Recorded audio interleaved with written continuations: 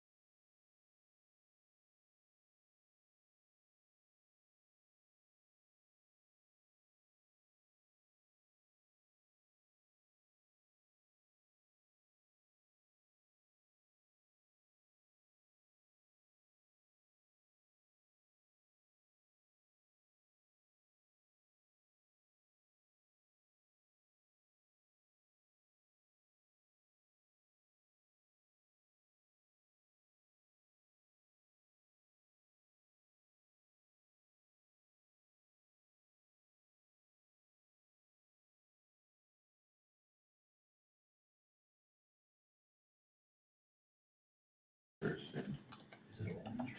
No, it's your black and red. Oh, it's a 16. Good morning. Today is August 14th, 2024. The time is now 9 a.m. I'm Kevin Day, Chair of the Custer County Board of Commissioners. I will call this meeting to order. If you do have your cell phones, if you could please silence them at this time. Turning my volume up. All right. If you could join us for the pledge and for the invocation, please. I pledge allegiance to the flag of the United States of America and to the republic for which it stands, one nation under God, indivisible, with liberty and justice for all. Please join me for the invocation. Lord, I just thank you for this county, for its citizens, for the freedom that we have. Lord, I just pray that you would guide and direct those of us up here who are making decisions, and for those of our staff who are serving the citizens in many various ways. Lord, I just pray protection over everyone, and I ask that you bless this this county. In your name, amen. Amen. Amen. Thank you, guys. Kelly, could we get a roll call? Commissioner Day, Present. Commissioner Kanda, Here. Commissioner Epp, Present. County Attorney Dan Slater, Here. and Clerk to the Board Kelly Camper present. All right, and audience introductions.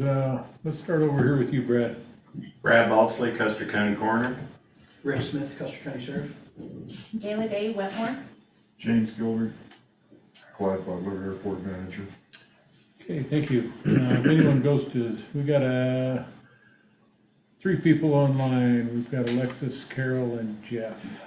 And anyone goes to speak later, you could identify yourself for the record. I would greatly appreciate it.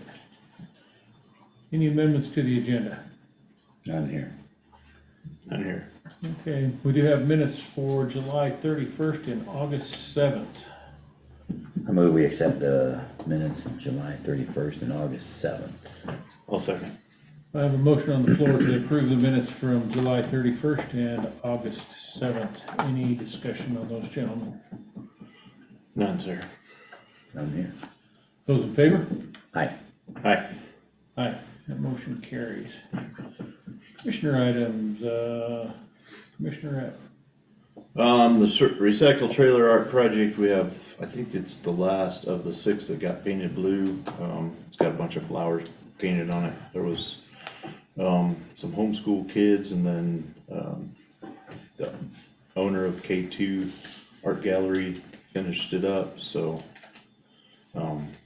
saw it Sunday afternoon, so looks good. I don't know yet quite what's gonna happen with the last 6 or whatever we have, but hopefully it can continue and make them look good out there. So anyway, thanks to Deb Adams, she kind of spearheaded that whole effort and got that going. So other than that, that's about all I have for this time around.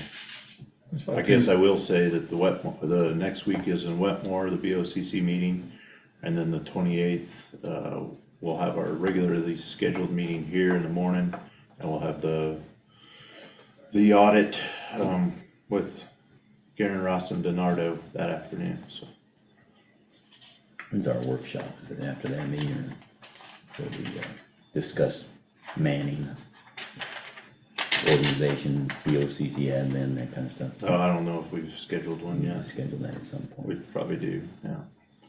Okay. That's all I got. All right, yeah, I saw Tim come by with one of those trailers on his truck the other day, so.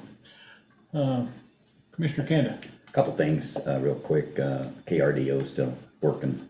It is gonna happen. If they've accepted it, so we'll see when they do the trial run, how they transfer it to KKTV channel 11, and that's where we would, if it was successful, then they'll buy the antenna and wires for that. We'll talk about that later when it happens. On the waterfront, on the water suppression ponds, the fire mitigation ponds, I should say. We're dropping Coleman out of it, Christy Coleman's pond out, because she's better, they're working with the upper arc for a augmentation pond, so it was a better option for her, and better suited for that. So I'll be submitting those other two for the Beckwith ponds, today or tomorrow. Get that back to the chief, the engineer at the state. And the airport had a great air fest is the other thing. I thought it went well. It's too bad it, the front kept them from flying in here, as many, but you sold a lot of pancakes, and I think Clyde can give us the lowdown on that, but they served them over 700 of them. I think we had 1,100 last year or something like that. But it was a lot of good people. I'll tell you what was best. They had a good setup. The booths were really great, how they organized it for the displays. Public Health Agency had a nice setup with the trailers, but yeah, OEM in a box thing, it was really good. It was a great setup, and it looked well, it went well. So let's hear more when Clyde comes up. And I think that about does it for now. All right. I'll just remind us about the mini grants through UACOG. Those are DOLA grants. We did have the one for the playground equipment. My meeting coming up here, we'll be voting on some more of those. So just a reminder that if you've got something that you think might fit in those and would like to submit for that, by all means, because they're that was one of the comments in the email. They're still looking for some more from us. So, and if you have a question on whether that fits or not, Heather will be more than happy to answer any questions. Yeah. Okay. Kelly? I don't have anything.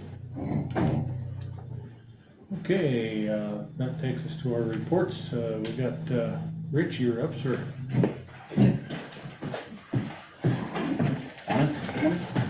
Morning, sir. Hey, Rich.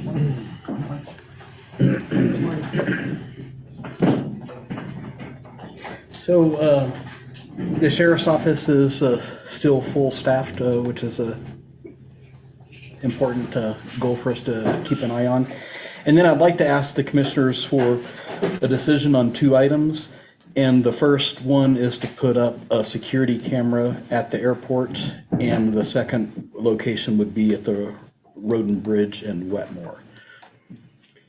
And so it'd be on county property. And then I'm considering putting a third camera up on a private citizen's property. Has given us permission to use his, and it gives us visibility over the internet of the highway in front of the airport, Road and Bridge, and at the north end of the county. And that's the flock? Yep. What's the cost of those? It's $5,000 a camera per year. Who's putting them up? Their company comes out and installs it for no charge. Okay, good. And the Pueblo County Sheriff is putting up the same system. Pueblo PD is putting up the same system. Canyon PD has it. And met with the Fremont Sheriff yesterday. All of us were in a group, and he's also trying to do the same thing. And it allows us to each look at each other's cameras. Oh, that's good. Is that storage as well? So there's storage on the camera itself, and it lasts for up to 30 days. So there's no data storage fees? No, not taser cameras are terrible. Yeah, the company, which is called Flock Safety Systems, they have 87,000 cameras around the nation. 3,200 are in Colorado, and 2,200 of those are shared by law enforcement. So you just are able to look in at real time.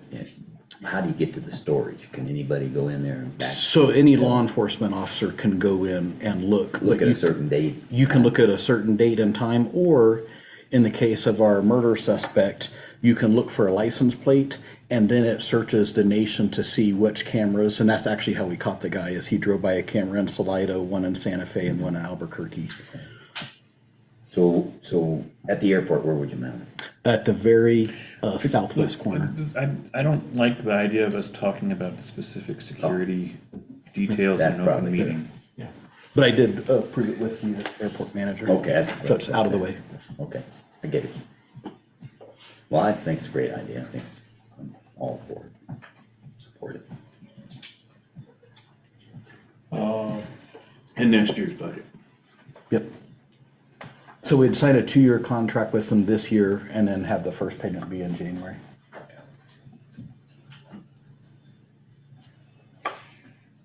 Okay. So you'd sign the contract this year, but to be effective January. So to get on the waiting list to get the thing So going. you'd be 25, 26 is what you're looking at. So Not sure when you get them mounted or anything yet. the 1-year contract with the renewability.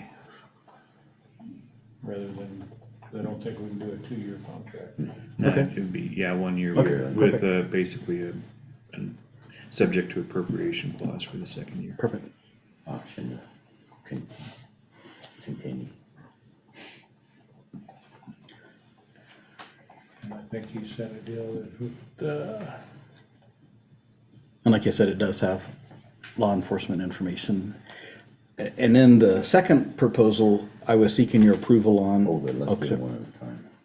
I move that we accept this proposal to, is it purchase? No, it's a, Contract it's a or contest. Yeah, you lease it. And if something breaks, they come out and fix it for free. Okay. And they have an office in Colorado Springs. All right, I move that we lease the flock, is that what it's called, camera system, Yeah, so we're doing this without approved budget for next year? for next year. We don't have approved budget for next year. So we're agreeing to do something that we don't even true. have approved budget for. That's right. And something that we would prepare for. What? In the meeting, next meeting. Maybe make it contingent on whether there's room for it or not, in that discussion. Right, right. So how soon do you need to order? I can wait. Okay. That's good. we're starting into our budget process now. So that would be next month. It would be good if we had that before you went to signing contracts. Yeah. So if that's the case, we So, would, so let me rephrase it. I move that we accept the proposal to work it and get the data process, and we'll, in time for the budget discussions. Okay. I'll second that. Yeah. okay, so I have a motion on the floor to, Move forward with, yeah, that's kind of a vague, I have a motion on the floor to, approve, Sheriff Smith moving forward, collecting the data we needed for the budget. for To the try to option to. budget this item. Right. So, Does that close enough. sound good? Okay, any further discussion on that? None for me. No. Thanks for sending all that information. Okay, those in favor of approving Sheriff Smith moving forward with the data collection on this item, signify by saying aye. Aye. Aye. Aye, that motion carries. You had another one there. Yep. And then the other one is a proposal for the commissioners to adopt an ordinance to lower the price of a speeding ticket from around $180 and $250, which it currently is now, and that money goes to the state, and lowering it to just $40, using a send a ticket by mail system. And so a deputy would have a speed measuring device, which is based on a laser, and this device has a video camera in it, and the deputy goes to an area where we're going to do speed enforcement, and a car drives into that area, the laser hits the car, returns the speed, videotapes that, and then rather than the deputy chasing the person down and give them a ticket, and I did work for the State Patrol 20 years, and it's much safer on highways with big shoulders, which we just don't have here. And so our most dangerous spot in the county is Highway 69 South, just north of the airport. We've had 2 fatal semi-truck crashes there, and there's nowhere in that area that you could do a traffic stop safely on a semi. So the laser determines the speed, videotapes the infraction. You come back to the office and you download it. It goes to a vendor, The vendor prints a ticket out and mails it to the owner of the vehicle. And then they submit a ticket online, or come back. It would be for all traffic, and you're proposing lowering, does that mean it's a civil offense? Well, how's it handled? Yes, so. No points on your license? No points in your license, it doesn't go to your insurance company. It's like basically a parking ticket. And there is an appeal process that's written in the model ordinance. And at least 1 or 2 towns in Colorado have adopted this system. The state has some strict guidelines, and we would probably be the first county to do it. So you have a proposed ordinance you can bring to us at some point? It's in an email I sent all you guys yesterday, I see that. and the attorney and the clerk as well. And then if they choose not Oh, there it to pay said ticket, then it's mailed to them. They can go to a referee, which is set up in the ordinance, or if they don't respond at all, it goes to collections. And, excuse me, That would still be, so it'd go to collections for the $40, not for the 200 and something the dollars. Sure. $200, because they were sent a ticket for $40. and in what you're proposing, we would set up a fund? to put Yeah, that so, in? and you read on the internet all the time that they say, oh, the police are just doing this to make a profit. And I don't think that you'd make a profit by issuing tickets, which is one reason we're lowering the price. It's just enough of an inconvenience to get people's attention. But I don't want the sheriff's budget to be benefited by writing tickets. So I don't want the guys to say, oh, I need to go write more tickets to get more money for the sheriff. So what I propose is all the money collected from this would go into a new line item for traffic safety in Custer County. And I would envision the biggest person tapping into that would be Road and Bridge. And so if we could go to a county road that they're responsible for, and based on the data, we have a number of crashes there, they could put in a guardrail or put in new signs. Or people skidding off the road or whatever, Yep. for whatever reason. Yep. Shoulders are washed out. Yep. or whatever. So you guys would write what you want. And then I even thought maybe even going so far down as to buy like reflective vests that the workers wear on the highway. So it's either, so I would propose the money be used to physically make the road itself safer, or the workers who are working on the road safer.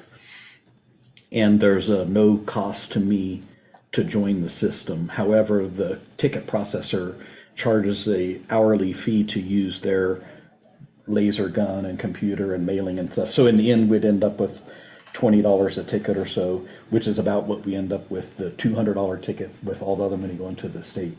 The same vendor sells a construction zone trailer for $30,000. And then that could be set up like where Road and Bridge happens to be working that day. And you would have to set up a sign so many yards in advance that says there's photo enforcement going.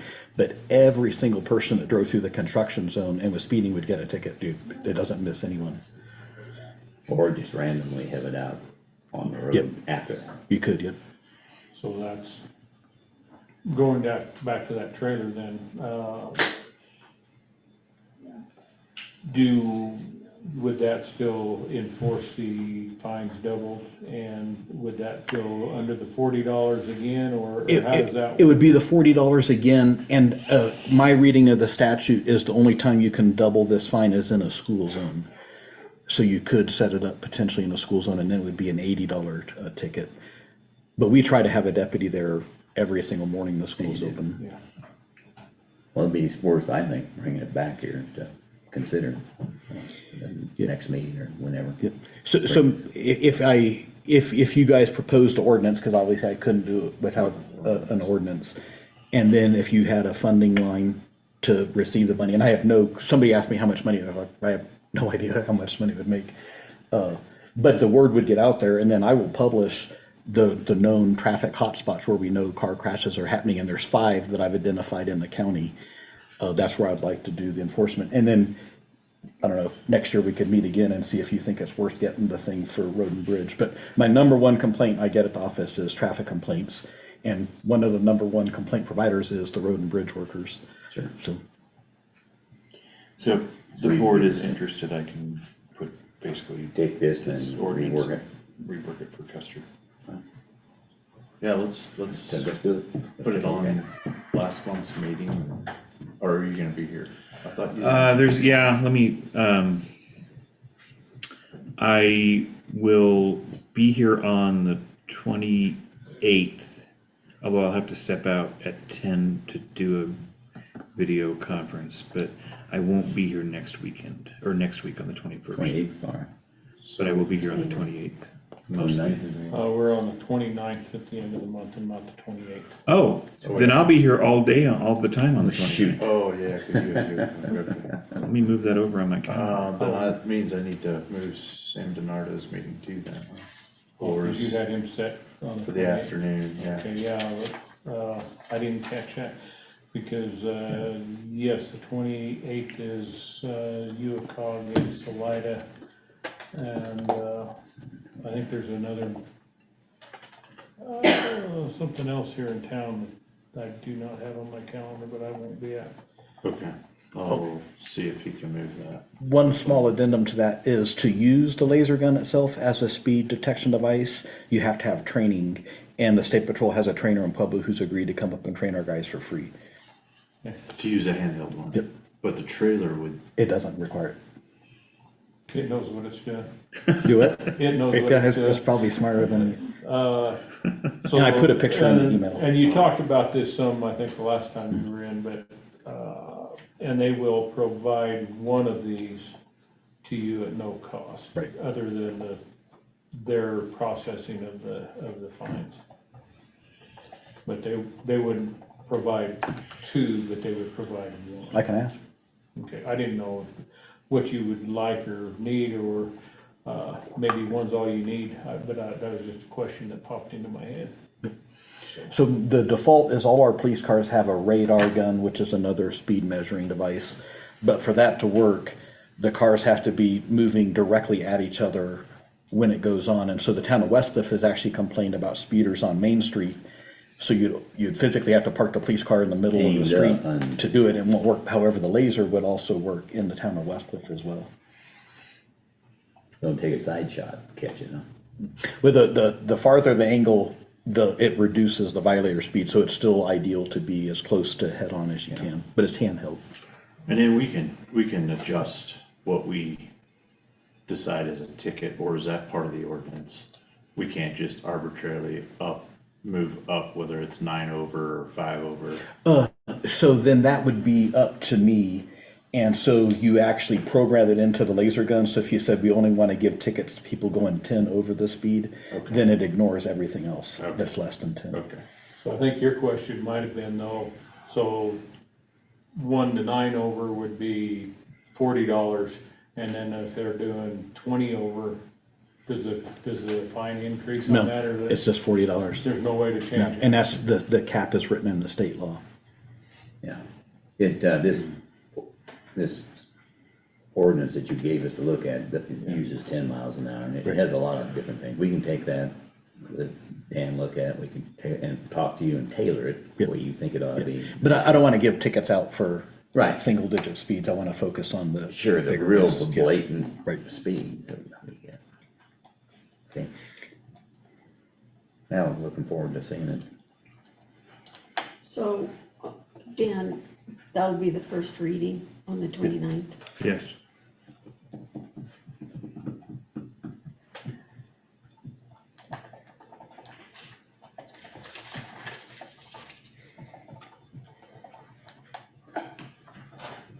And then my final topic is I had wanted to establish a community advisory board. And so I actually have found a person locally who's a retired cop who used to run one of these. And so he has volunteered to be like the director. And so he's come up with a policy and procedure manual for the people who will volunteer to be on the board. It has like a conflict of interest. And we're currently recruiting volunteers from the community who want to be on an advisory board for the sheriff's office.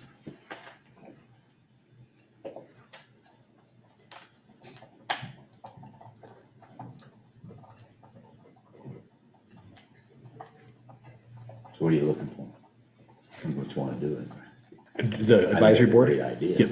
So, and they would meet like probably quarterly, but then there would be a requirement they'd have to go on at least one ride along with the deputy. And then we're gonna make a mini, like a citizen police academy to show them How the many on tasks that board? the deputies do. How many I was looking to get 7 people, from different walks of life? specifically a rancher, Town a veteran, a business owner, somebody from Wetmore, to try to get input from. Great idea. Great. If you could, I don't know, do we need to vote on that at some point? I don't think so. I think that's up to you, Rich, to establish it for you, your group, and then support it. On back to the sign, you're gonna need to talk to Vince. 'Cause I've some of spoken this with him in needs person. signage. Yep. He's in charge of making signs.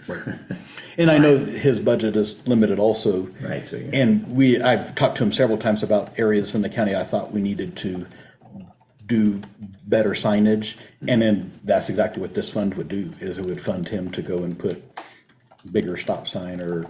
curve sign or something. Or kids playing up ahead, slow Yeah, down. yeah, exactly.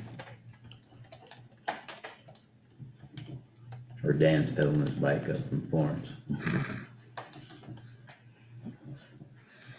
Okay, Is this an official board? Sheriff's Advisory Board. It's more of an advisory board. Okay, so this would be a little bit like Workforce Housing Committee to a certain degree. Yeah, I mean, it wouldn't have any authority. Wouldn't have any authority. To do Yeah, things. just like they don't have. It's just authority. advising the sheriff Yeah. and us as a. But do we need to, does he need to do anything formal? Do we need to do anything formal? No, I mean, Okay. You wouldn't have No, no. bylaws or anything. I'll send you the bylaws to look at.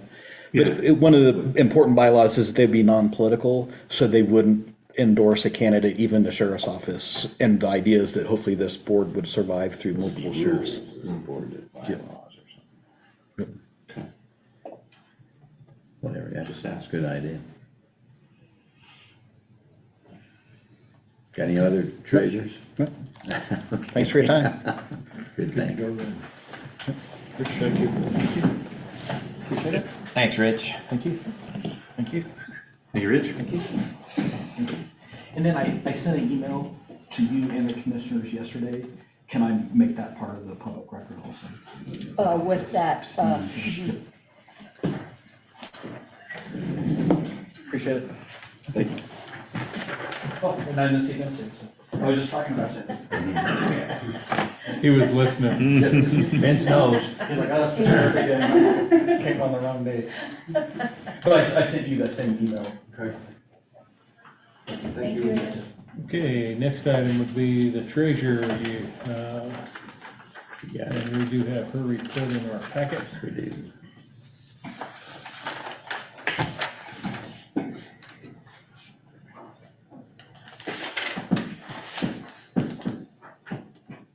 So the self-insurance fund, we need to do budget amendment resolution to move that 202 into that account.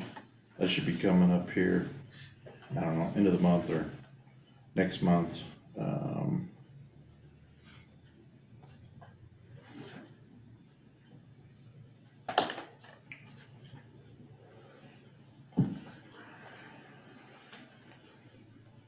I move we accept the treasurer's report as presented. Bottom line balance was $11,646,$11,646.18. You know, I had a dream about having a heart attack You sitting wanna here say at how this many desk. million? Just about. And that's for the month end of June, so it's $11,646,$18.73. Okay, so I have a motion and a second I have a motion on the floor to approve the treasurer's report for the month of June in the amount of $11,646,018.73. There you go. Any further discussion? No. Those in favor? Aye. Aye. Aye. That motion carries.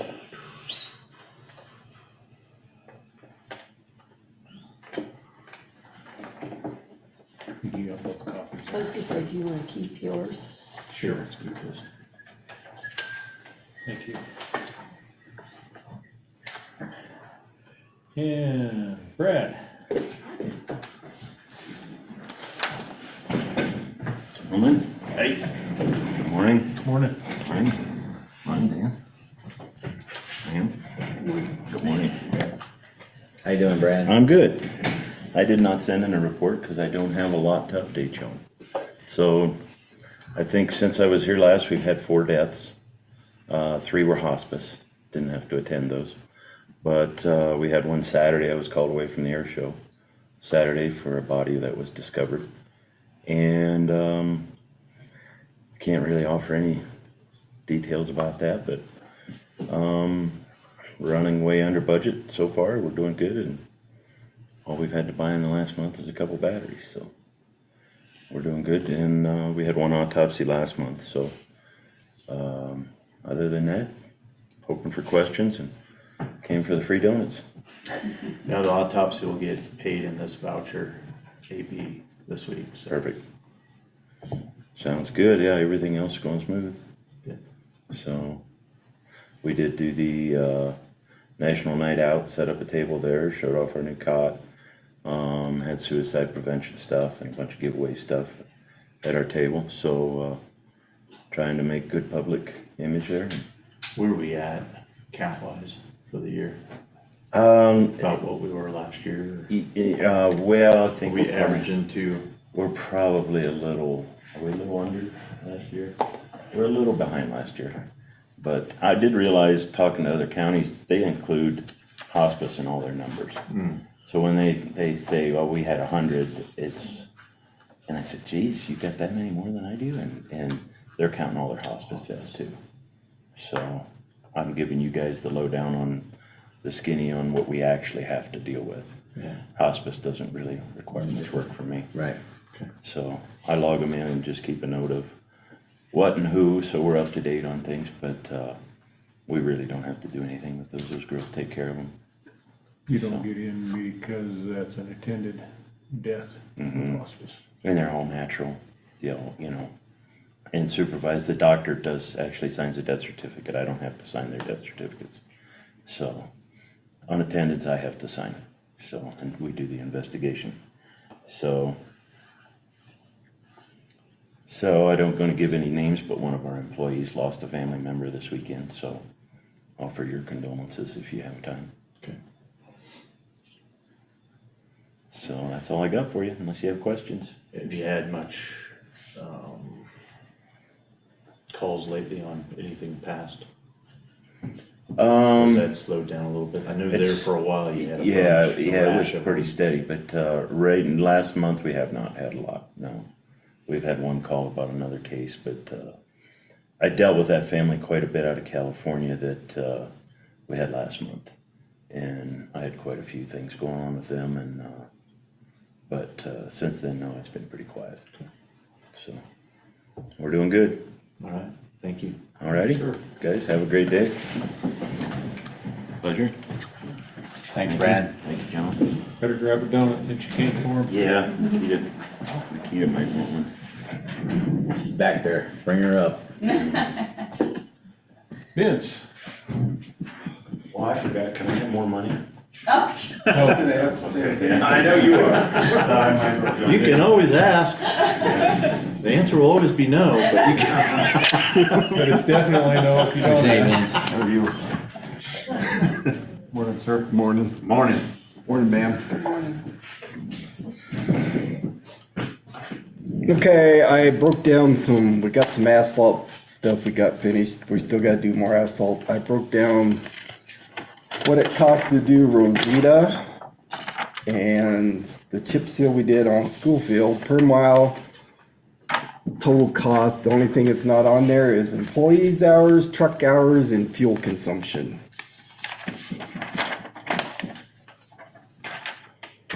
Need one of these? No. Do you have an extra? I'll put the table up too, so I read off of it. So I broke this down on County Road 328. It's $85 a ton at 25 tons per belly dump. comes to $2,125 per load.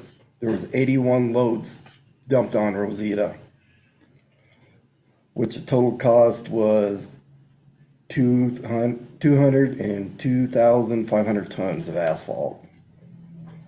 And we used 172,125 tons for 2.6 miles.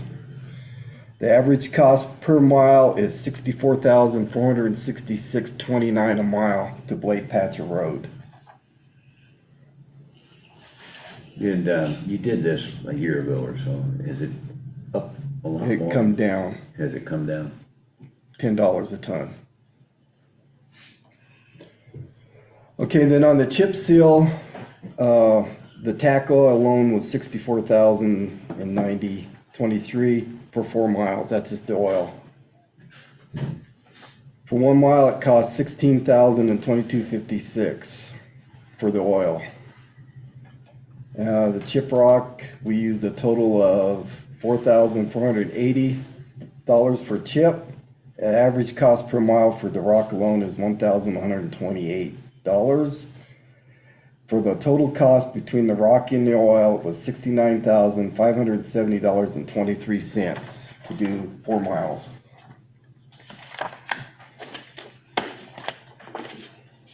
So basically a quarter of the cost of what your patching's cost, your blade patching's More than cost. that even. 4 miles of the asphalt would be, 4 times 600 or 64,000, that's a couple $100,000 for 4 miles. No, 4 miles of 64,000 for the chip seal. For the chip Right, seal. I know. And 4 Chip miles seal of is- chip seal was 69.5. 69.5, and he had 1 mile of road on the other, So that's they why I was were multiplying. almost identical for, what, 4 miles compared to 1 mile, so that's where I went with Yeah. a quarter. Yeah, and, so 4 times, where I was at is 4, Oh, just big picture, Yeah. 200 and some $1,000 for the 4 miles of asphalt if you multiply it by 4. To get it comparison, a lot different. It's gonna take a lot of tickets. And that's just material cost. Yeah, I do not have, Not I do not, I don't have truck costs in there.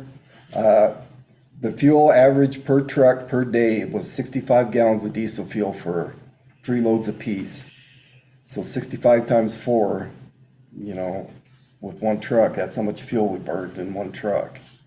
So let me ask you a quick question. Back in the old days, you told me a long time ago that, you throw a chip seal down and then you put another coat on top of that. I forget what you call it. You build it up. Yes, to build it back up. If you don't, it wears out quicker, right? Yeah, well, the trouble with some of the roads that we did, especially Rosita, is we didn't have any shoulders. Right. If you'd have thrown chip on it, it wouldn't have Right. lasted the winter. It would have been gone. So It'd been is waste this, of money. how thick a lay it down is this? Is this the,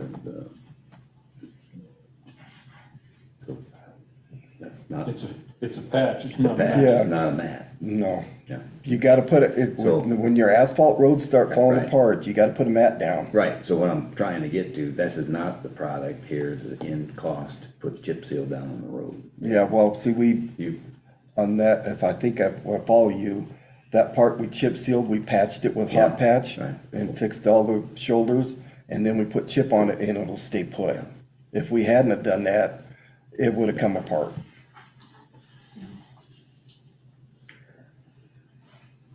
you gonna be able to save Macy, or is it too Yes, far gone? and I can save it, but we'll have to blade patch it. We'll have to put a mat down like that thick with the blade, In certain spots. the whole thing. The whole thing. Yeah, it's old, but it went too long. It's getting in bad shape. What does it cost to lease a I haven't checked into that. lay down machine? I haven't checked into it. How many miles you got there? From Hermit to Schoolfield, 3 to Schoolfield and 3 yeah, beyond, about 3, so 6 both sides. 6 miles. 6 miles. 6 miles. You might see what that would run. I mean, comparative. And let us know on that. The lease, okay. But you prioritize, there's some roads that really need it, and those are the ones you've hit now. And Yeah, It's Rosita. important for people to understand, you get complaints like on 264 that washed out, you know. Yeah, and wanting the that guys are fixed. working on it today. So, but the point is, sometimes you can't get to it because of cost now versus prioritizing it. Yeah. It's good to get people to understand what your plan is. That's why I was Or asking. just lack of time and Right. people I To mean, do you it. can't Yeah, be because when everywhere. we asphalt or when we Right. chip seal, it takes the whole crew. Yeah. I even had the mechanic out running a piece of machinery because it just takes everybody. Flaggers, equipment operators, it just takes everybody. Roller guys. So if you put a 2-inch mat on Macy at 6 miles, you're in at 65,000 a mile. You're looking at 750. So that's 3 miles, double 2 lane. 6.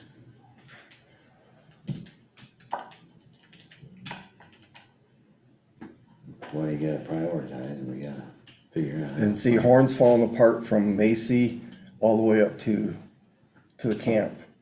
We're gonna lose it if we don't do it next year. We gotta put asphalt on And it. that's another 3 miles roughly. Schoolfield from Highway 69 to Macy. If we don't start working on that lower end of Schoolfield, we're gonna start losing parts of it. We've already lost some shoulders.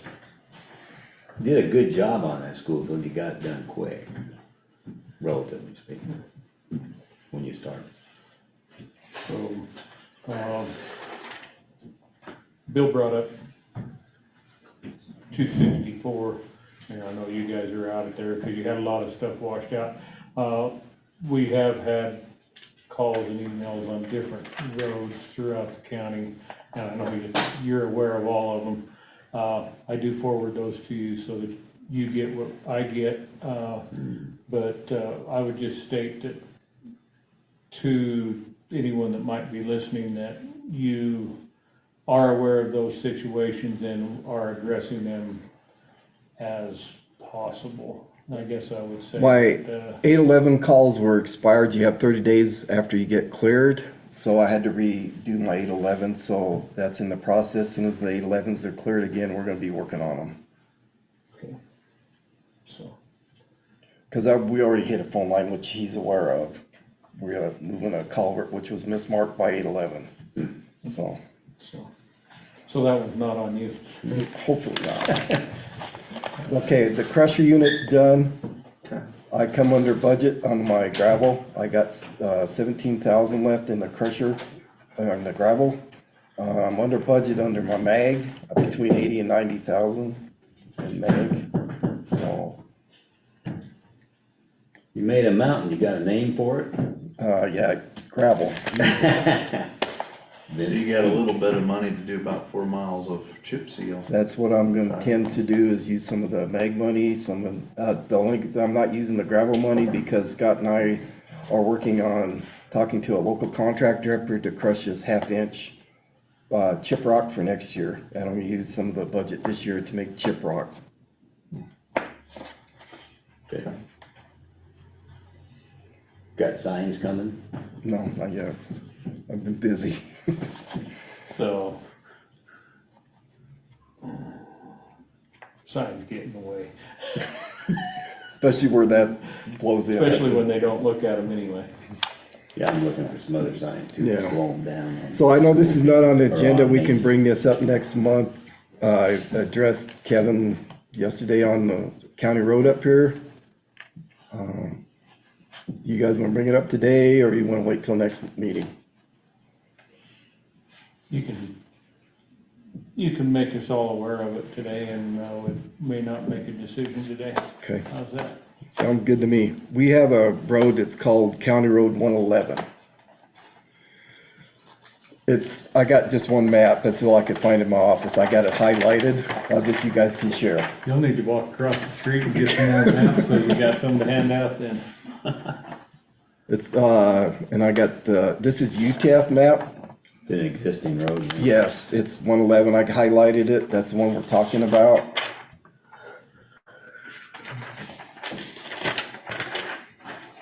It's 5.73 miles, I think. 5.7, or anything. The problem is we have one resident that lives up there. It's once a year grading. What's the main road it's off of? What's it? County Road 106. You come up County Road 106 off of Highway 69, and 106 goes to the west, 111 turns and goes to the south.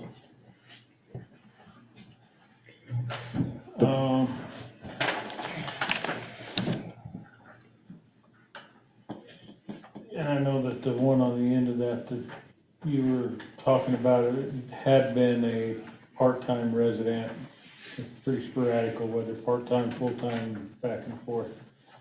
And is now, I guess, a new owner. That Yes. is a full-time resident, working here in town.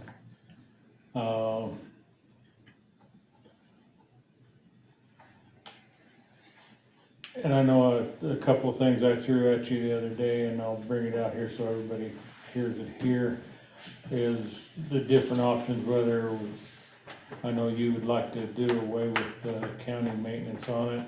Another option would be to continue that as a once-a-year maintenance, summertime maintenance, and no winter maintenance. With it having a full-time resident, you know, given an emergency type situation or something, you might have to go in there or something, but. The reason we're addressing this is because he knows what County Road 111 is like in the wintertime, if we ever have winters like we do. So if we go up there with a blade and we open the road up, and then Mother Nature gives us wind, Drifts right in, you gotta go back. and then pretty soon we run out of room to move it, and then we're up there with 3 graders with front plows, probably the dozer, maybe the snow blower, and it's just not cost effective in the wintertime. It just chews through my budget. Something I heard since we talked, is there some houses going in up there in that area now, though?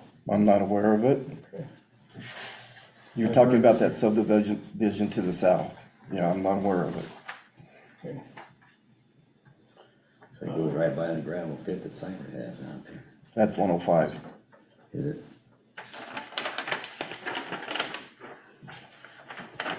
Well, we can't make a decision No, today, but but what this- you you can guys do is just give mold. us some options, take a look at it, propose whatever you would think you would do, if he's out there.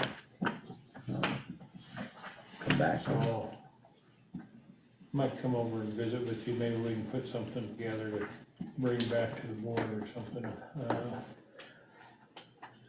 Look and That see would what work. plans are for the future on housing, and if other people are building or not. Okay. And, what they would do, how old are they, they got a family or whatever. Okay, sounds good.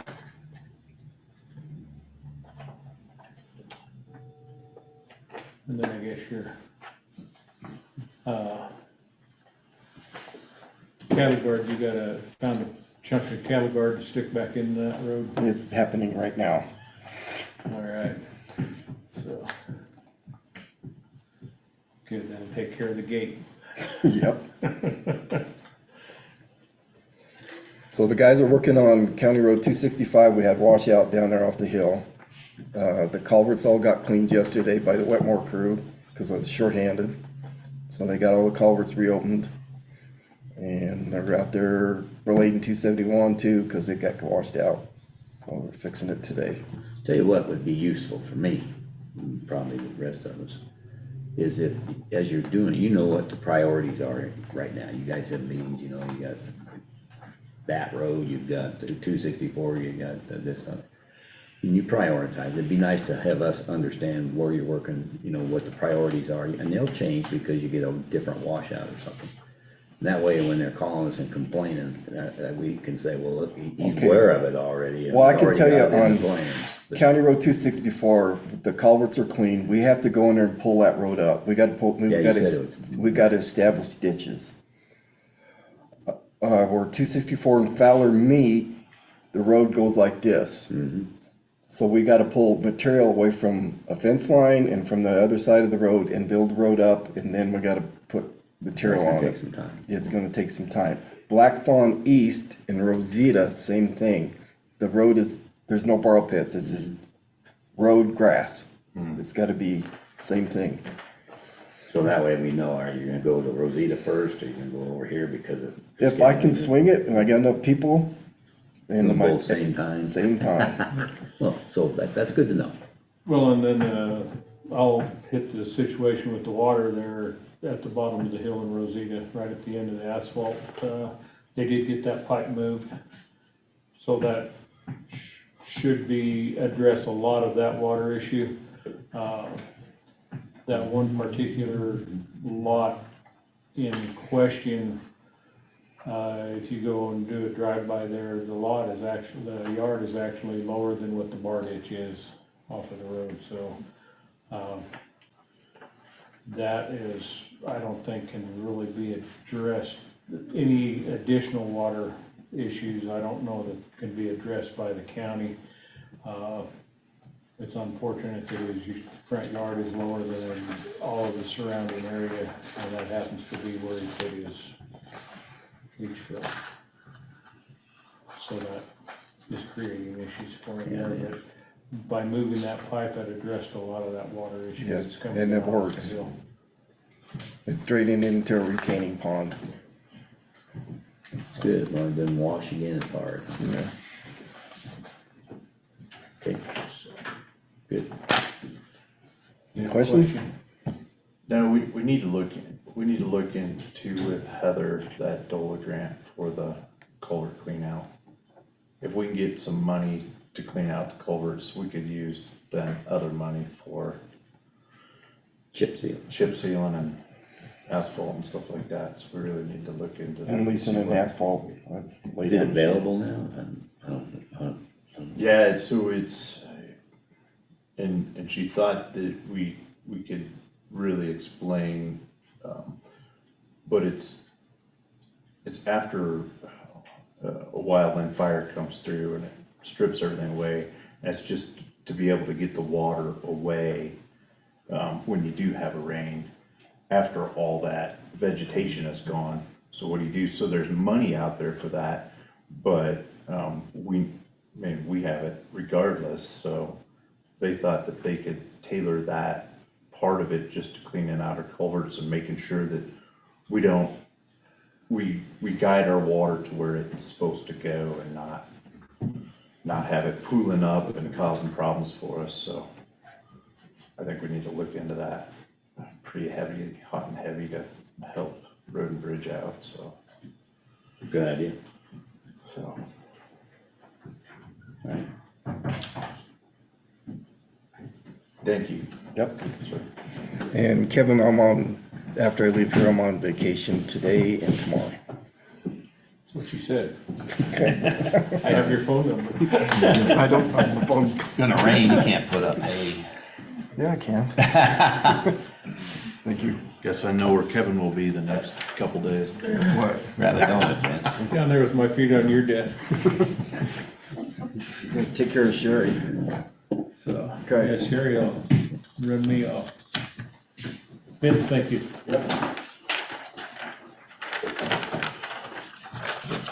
Bob's not here. All right, we'll take a quick recess, time is now 9:54.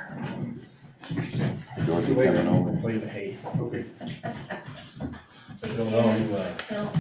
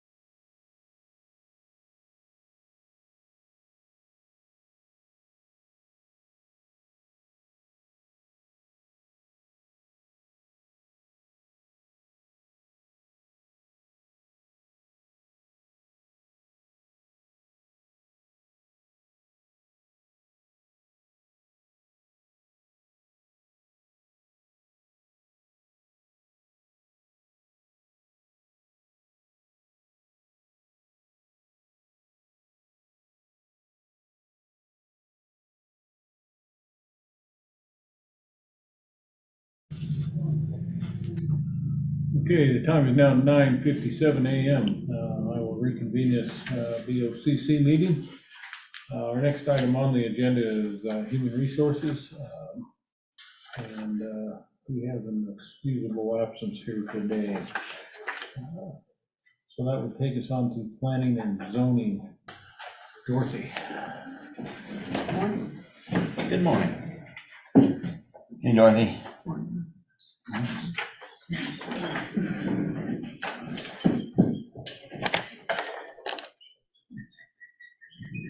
So, I sent my report in. I guess the major thing that I'd like to point out on that particular report that I sent you is that we are down in our building permits.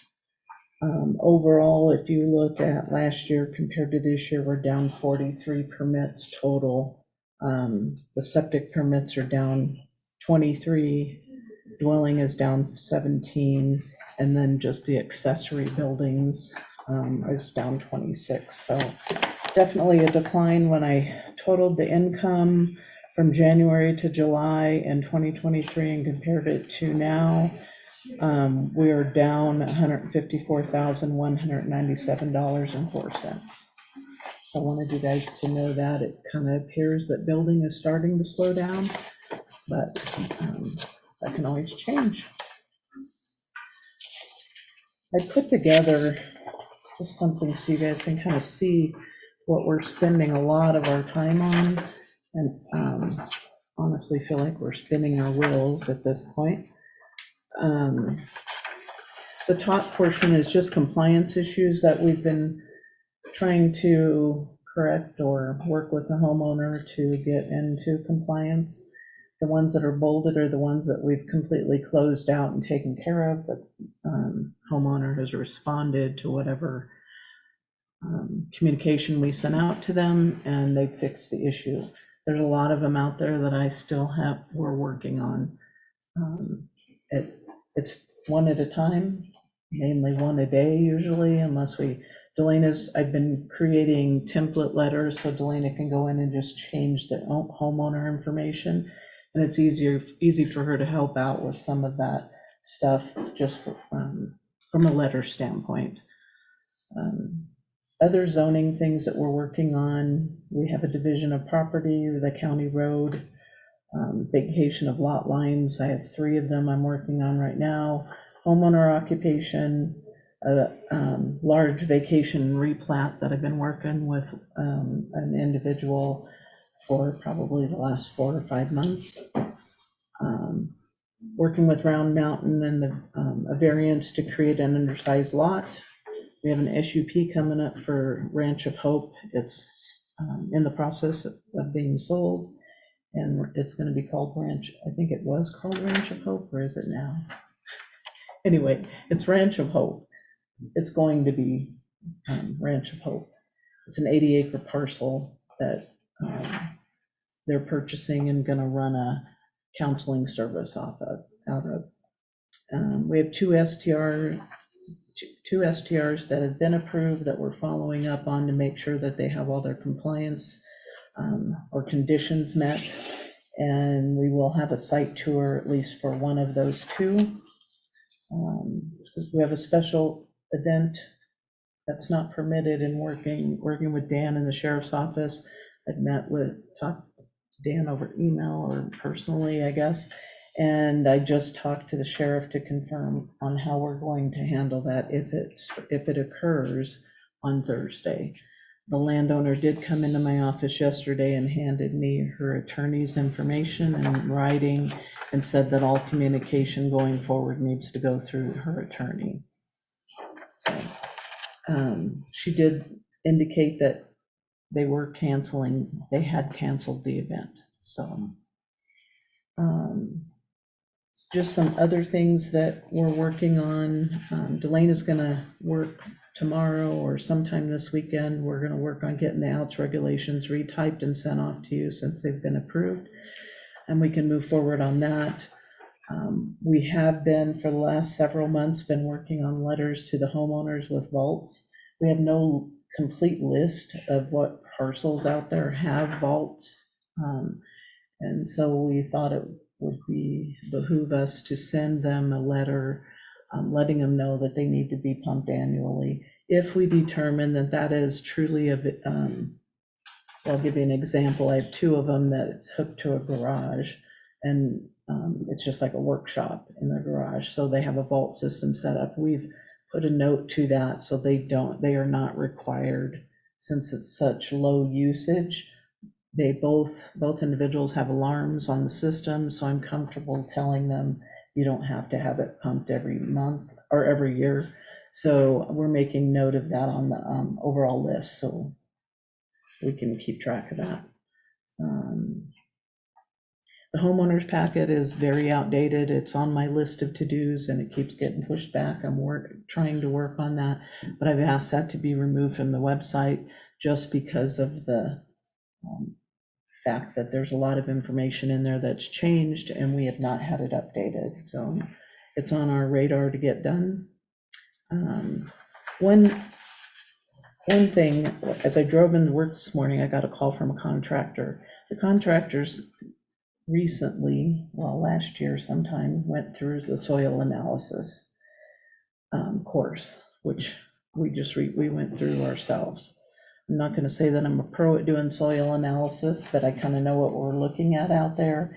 And this particular contractor is concerned that we have a lot of systems being put in that should be engineered. It's the way we've always done it. I don't disagree that in some cases they may need to be engineered. You know, I look back at some that I approved and, you know, maybe we should have. Had I had the education that I have now, I probably would have done it differently. I mean, we wouldn't have done a vault or An engineering engineer, system. yeah. They just- But the thing, I guess what he was talking to me about is that, you know, we're trying, it's a fine line between saving the customer, the resident money, and making sure their system's put in properly. And I would lean towards making sure their system's put in properly. However, if I go out, I'm not gonna see that that's an issue until I go out there and they have the system installed. So that means if I go out there and I see that that system should have been engineered, they're gonna have to redo that system. How other counties address this, and we don't have the means to do this, and I'm just gonna kind of giving you that information. They have an individual that goes out and they either do the soil analysis or they inspect the soil analysis, go out and do it and then say, yes, I agree with you, prior to the system being put in. We don't have them, to be honest, we don't have the manpower to do that. My suggestion is we continue to go do it the way that we're doing it.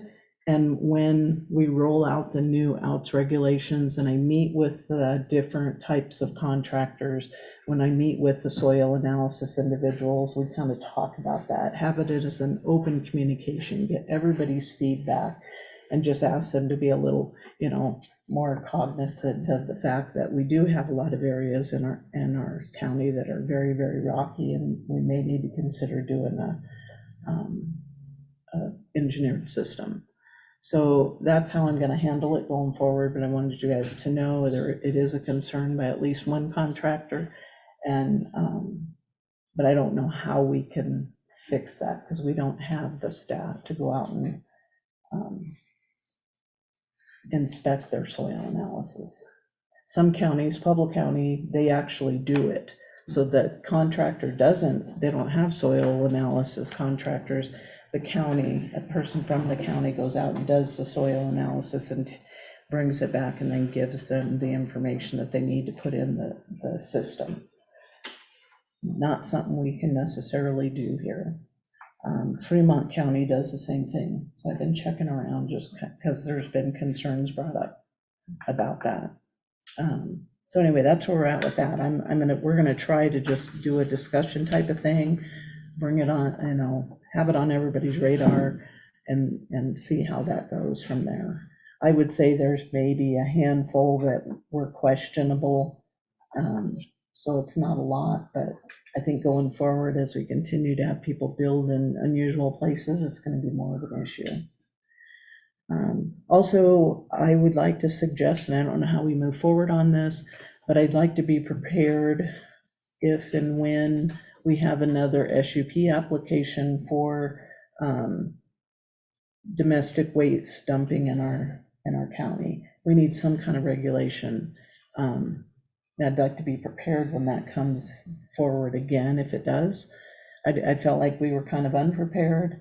I think we need to work on educating all of us on the county, all residents, on the safety of that, because there's a lot of concern that it's not going to be safe. But if it's regulated correctly and we have the correct regulations in writing, then I think it can be done safely. And it can keep a lot of the water that is so valuable in our area, in our county. So I don't know how you guys would suggest that we move forward on that. I do have examples of what Weld County does. Pueblo County does nothing with it. They allow, they don't go out and check it. They have the individual just go through the EPA. They have them follow the EPA guidelines, but they don't have, they do an SUP on the land. There's really nothing in writing stating that you have to do this, you have to do that. They're leaving it up to that dumper or that landowner. I have not been able to get a hold of Fremont County. Their phones, their health department's phones have been down for 3 weeks now, I believe. So I'm trying to get a hold of them, short of taking a drive. That's where we're at. But the counties that, with the exception of Pueblo, the counties that I've talked to do have something in writing. We could probably take what Weld County has and make it work for us in a lot of ways, just so we have something set when this comes up again. So I think in my conversations with you, you stated the EPA has guidelines, but not regulations. There are EPA guidelines that are set up, and they were written back in 1993. So they're old guidelines, but I think at minimum, we need to follow those guidelines and have a periodic inspection from the county. It doesn't have to be every day, but they have, in the guidelines, they have to keep books, and it has to be on site, and everything's there written down on what they did, where they pumped it from, what type of waste it was. And then that's kept for 5 years. So it would be easy to walk in there, and take a look at their books and just kind of observe how they're doing things. But I think to alleviate some of the concerns from our residents, that something needs to be in place prior to us letting an SUP like that be approved.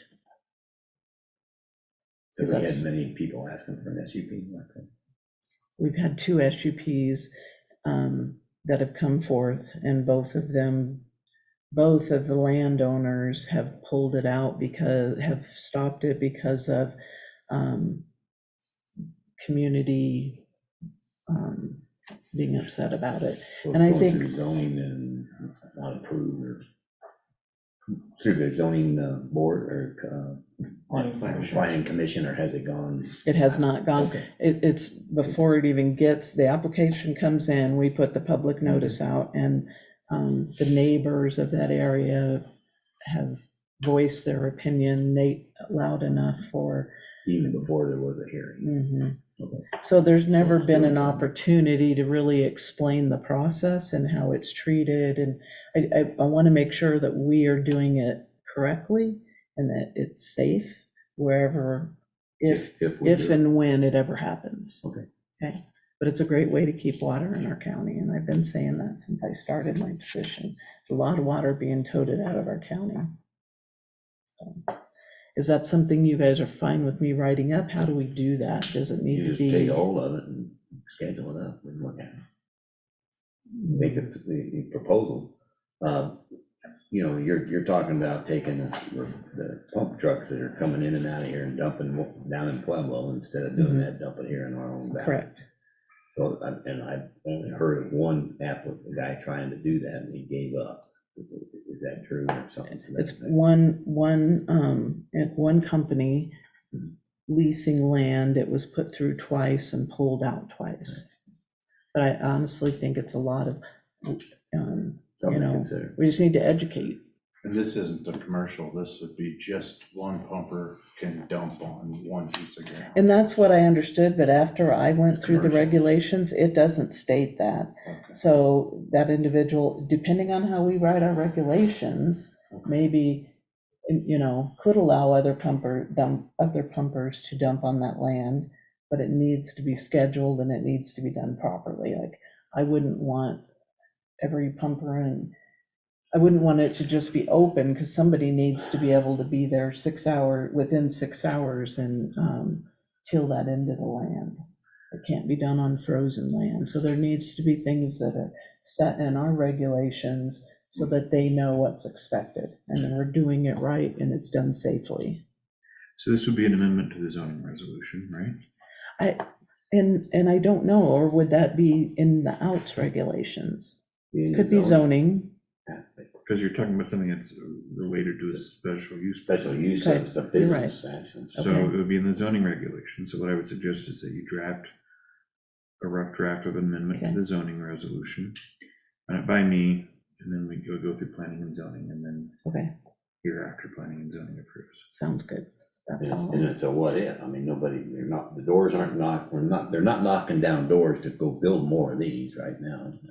Right. It sounds like you want to propose to do it because of a benefit of keeping some water in here, but we need to know that, and if it goes through the board, the commission, they would need to know what is how much water are we losing? Is it really worth doing that? And if it is, then how do you do it?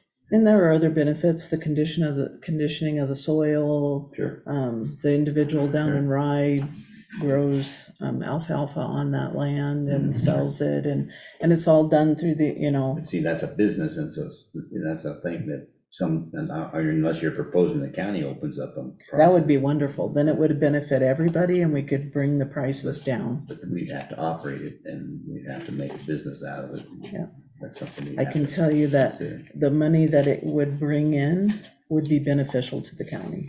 Well- Because right now, all that money is going into somebody else's, all the water and all the income from that is going to other counties. I'm saying it from a planning and zoning director, and I've been saying it for quite a while. There's an opportunity there for us to bring the cost of tanks being pumped down in our county for our residents, plus there would be revenue generation there. I know that it would be, we would have to hire people. However, there's grants out there. I know that there's grants out there that we could get to set something like this up, and it would benefit everybody, plus keep the water in the county. I'm trying to get Dave from Round Mountain to share with me the list of wells that have recently dried up. And talking to him, he was saying that there are wells that are drying up clear from out in Centennial Ranch all the way across the valley to the Fremont County border. So it's a concern. Anyway, that's all I have. Okay. So, and part of your research, I know some of us are aware of it, but maybe not everybody that's listening here now.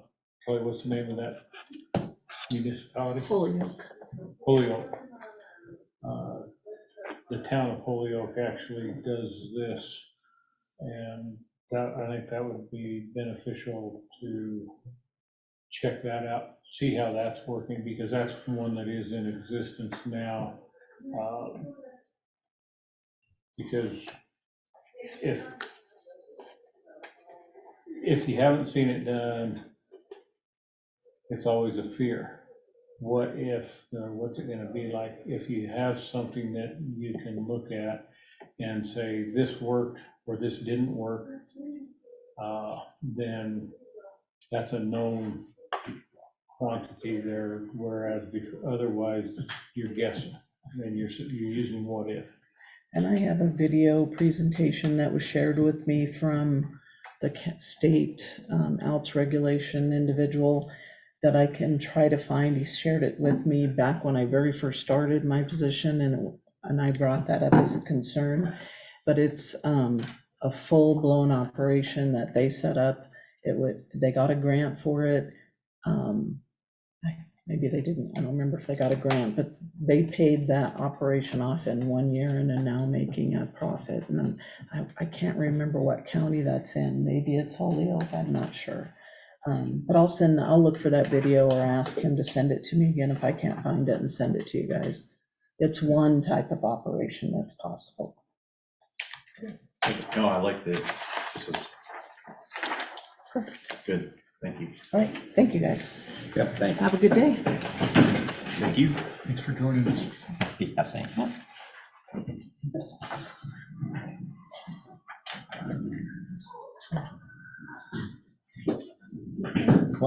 Next victim.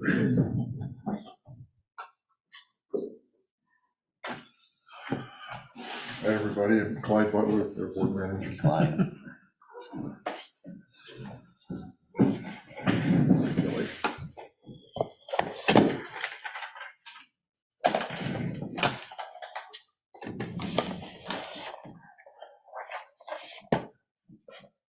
Well, as Bill said, this year's Airfest was a big success. Our attendance by fly-in guests was down some because of the weather on the east, on the Front Range. Well, we usually get a lot of visitors from there, and most of them couldn't come because the weather was bad. So we only had 14 fixed-wing aircraft fly in and 2 helicopters. But it was still a pretty good success because we had approximately 750,000 people attending. 750. He goes to Those numbers are school. Well, Just have a heart attack. Again, I could have said 11 million. both my hearts are. And you had enough pancakes to feed 750,000? Next year we will. Okay, there you go. Well, I'm sitting there listening to all those big numbers. Yeah, he's like 750 small, but put a K to the end of it. Yeah. Okay, fuel sales in the month of July. We sold 652 gallons. We still have 4,627 gallons on hand. We made $3,862. The fuel price hasn't changed. We're still $5.92. And the filter's still good. We still have 1 spare, and differential pressure is still good.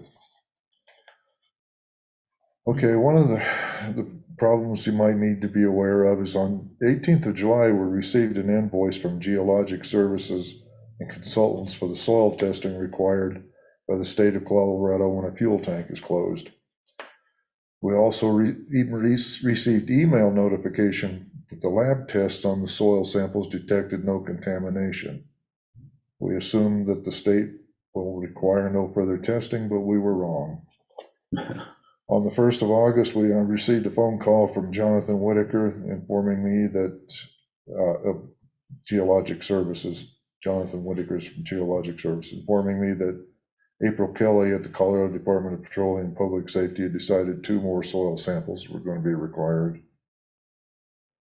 So they came out and took those 2 more soil samples on August 7th.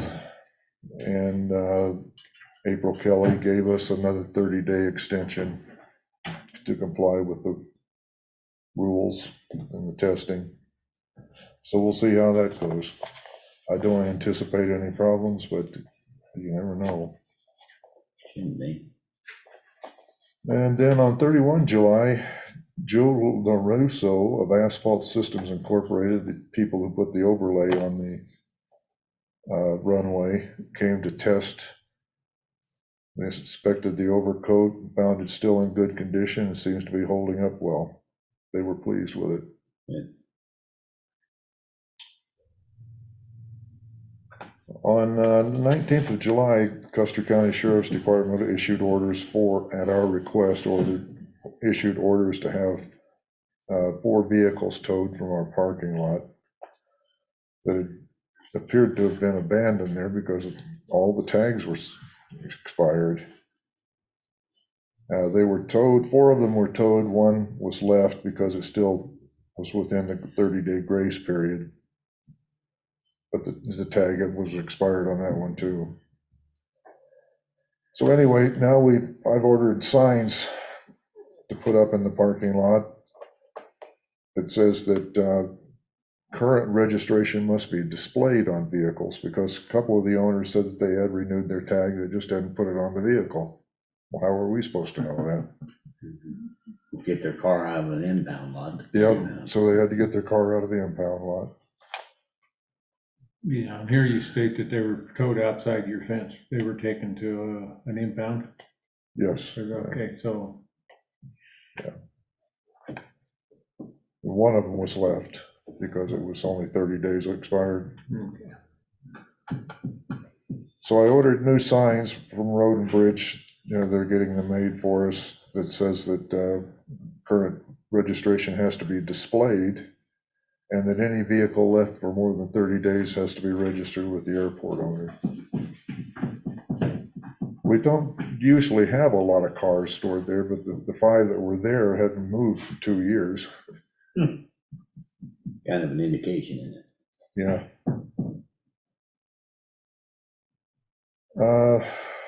One other issue, we were informed just recently that the jet fuel tank we ordered would be delivered on the 30th of August. And we had to ask them to hold back on that delivery a little while because we haven't had a chance to build the pad for the tank or the support structure for the tank. So they're going to hold back delivery on that tank until we get something to set it on. We don't want to have to hire a crane to come out there twice. Okay, all 3 of our wind socks are in good condition. Our AWAS is working correctly. Everything's good on the AWAS. I have a couple of little security cam issues I want to talk with Vernon about, because I've been told that he's the one that needs to fix them. Oh, and by the way, we're fully supporting the sheriff's request to put a security camera out at the airport.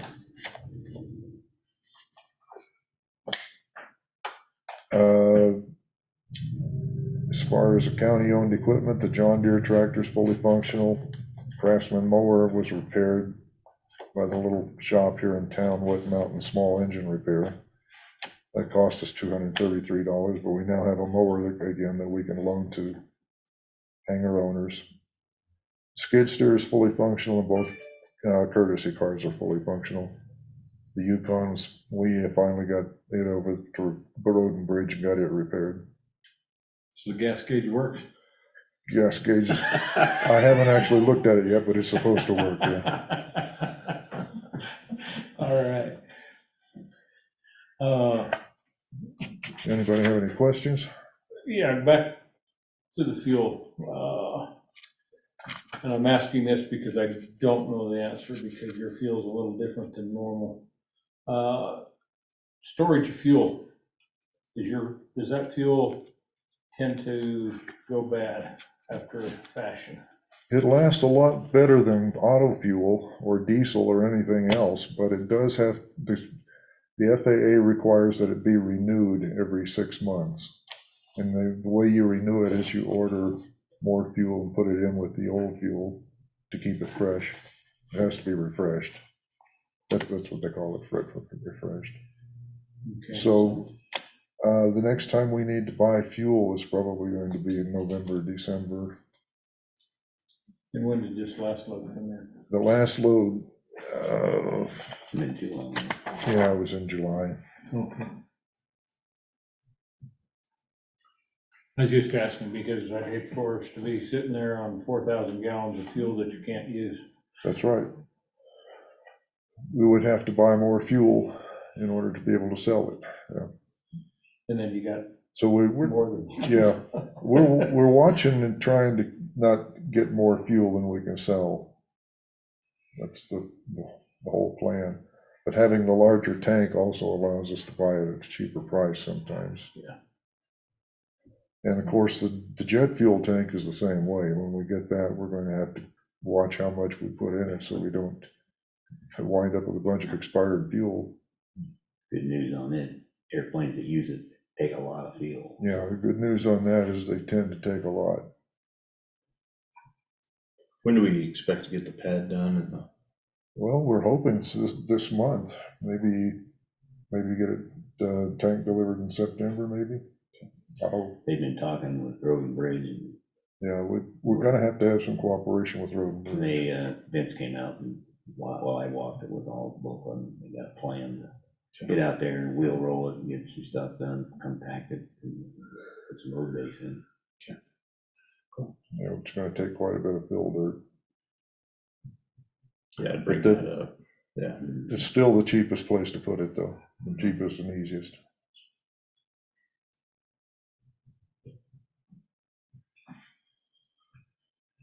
Anything else, gentlemen? None for me, thanks, Clyde. Okay, well, thanks for you guys. Thank you, sir. Thanks for breakfast. Fix the weather next year. Yeah. Never cooperate. Well, you I don't guys- care what day it You is. guys are in charge of the county, you do something about it. Right.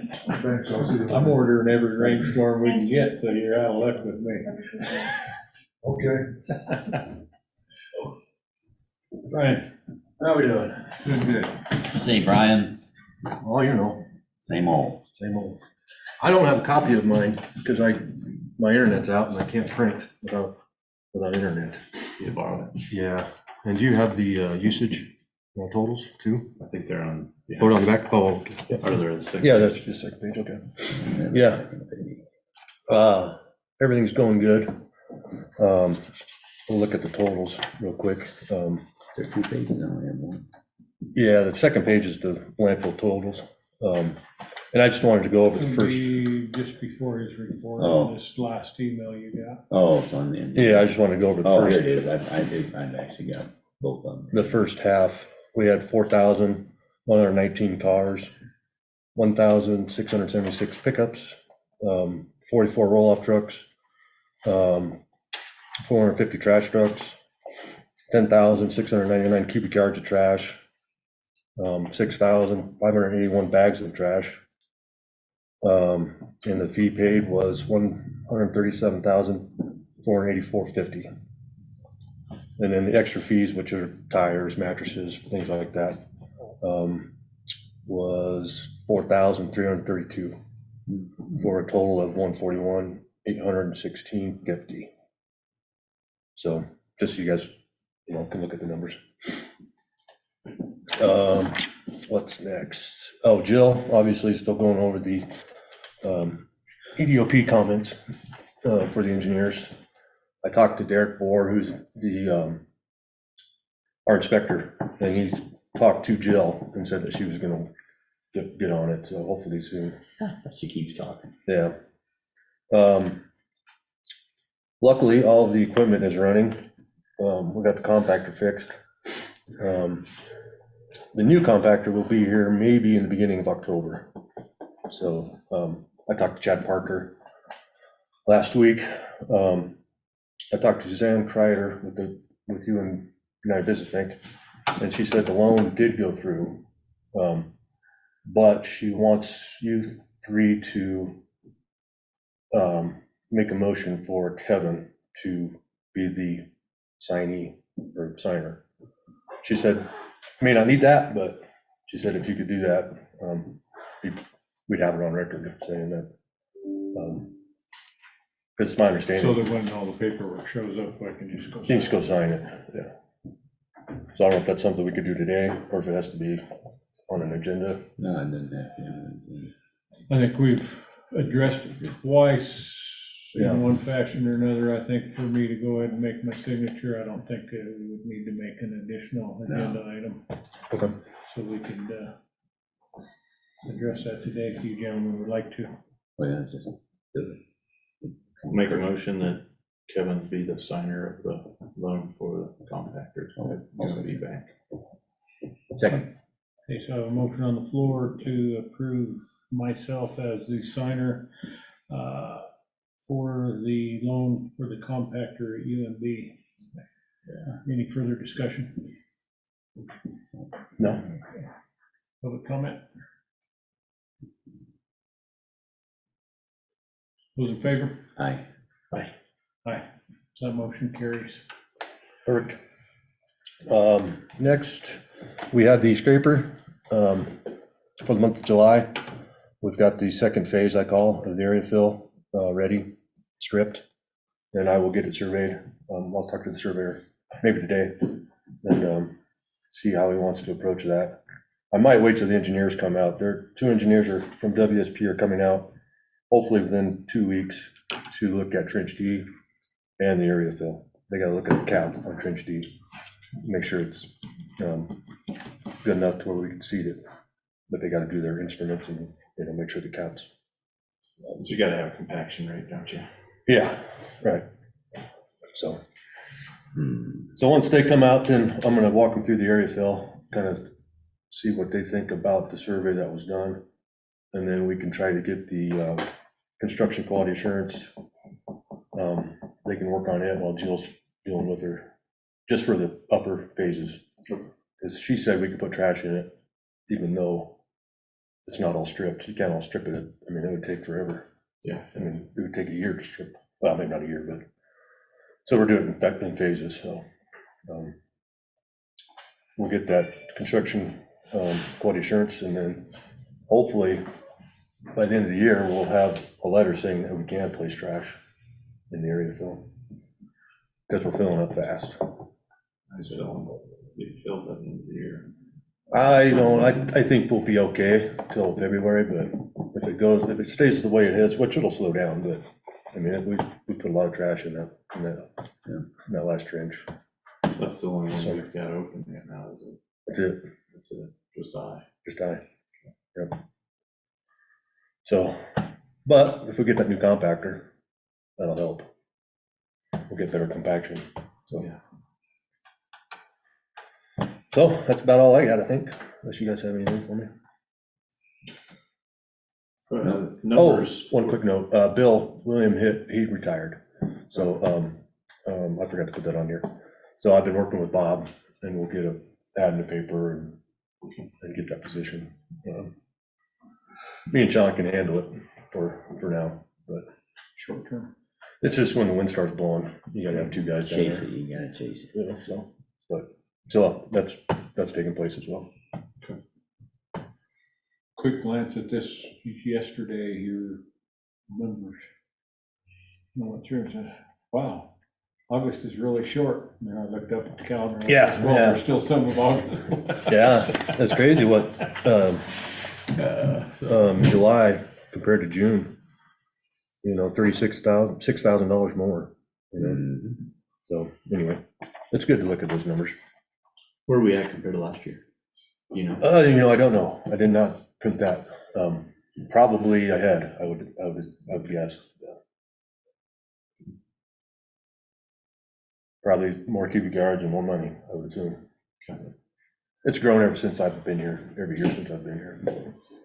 More people. Yeah. Anything else, gentlemen? Not much, All right. Good. Thank you, sir. Appreciate it. You get a donut? No. My sweet You're tooth. gonna make us eat them, you better take one. Okay.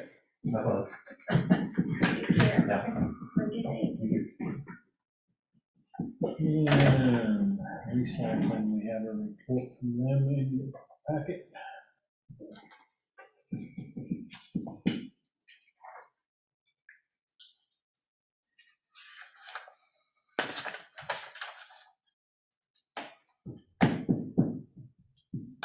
Yeah, it looks like aluminum went up a little bit. 180 bales of all materials produced year to date. Cardboard's staying at the same price, $110 a ton. Mixed paper looks like it's up just a bit. Then aluminum's up a little.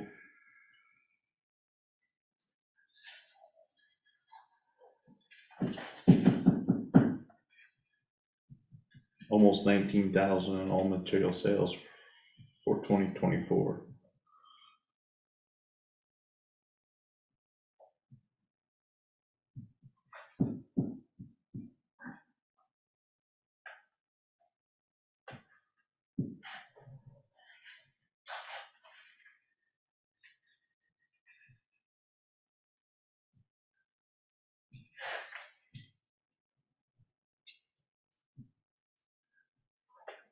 That's fine with me. Let's see here.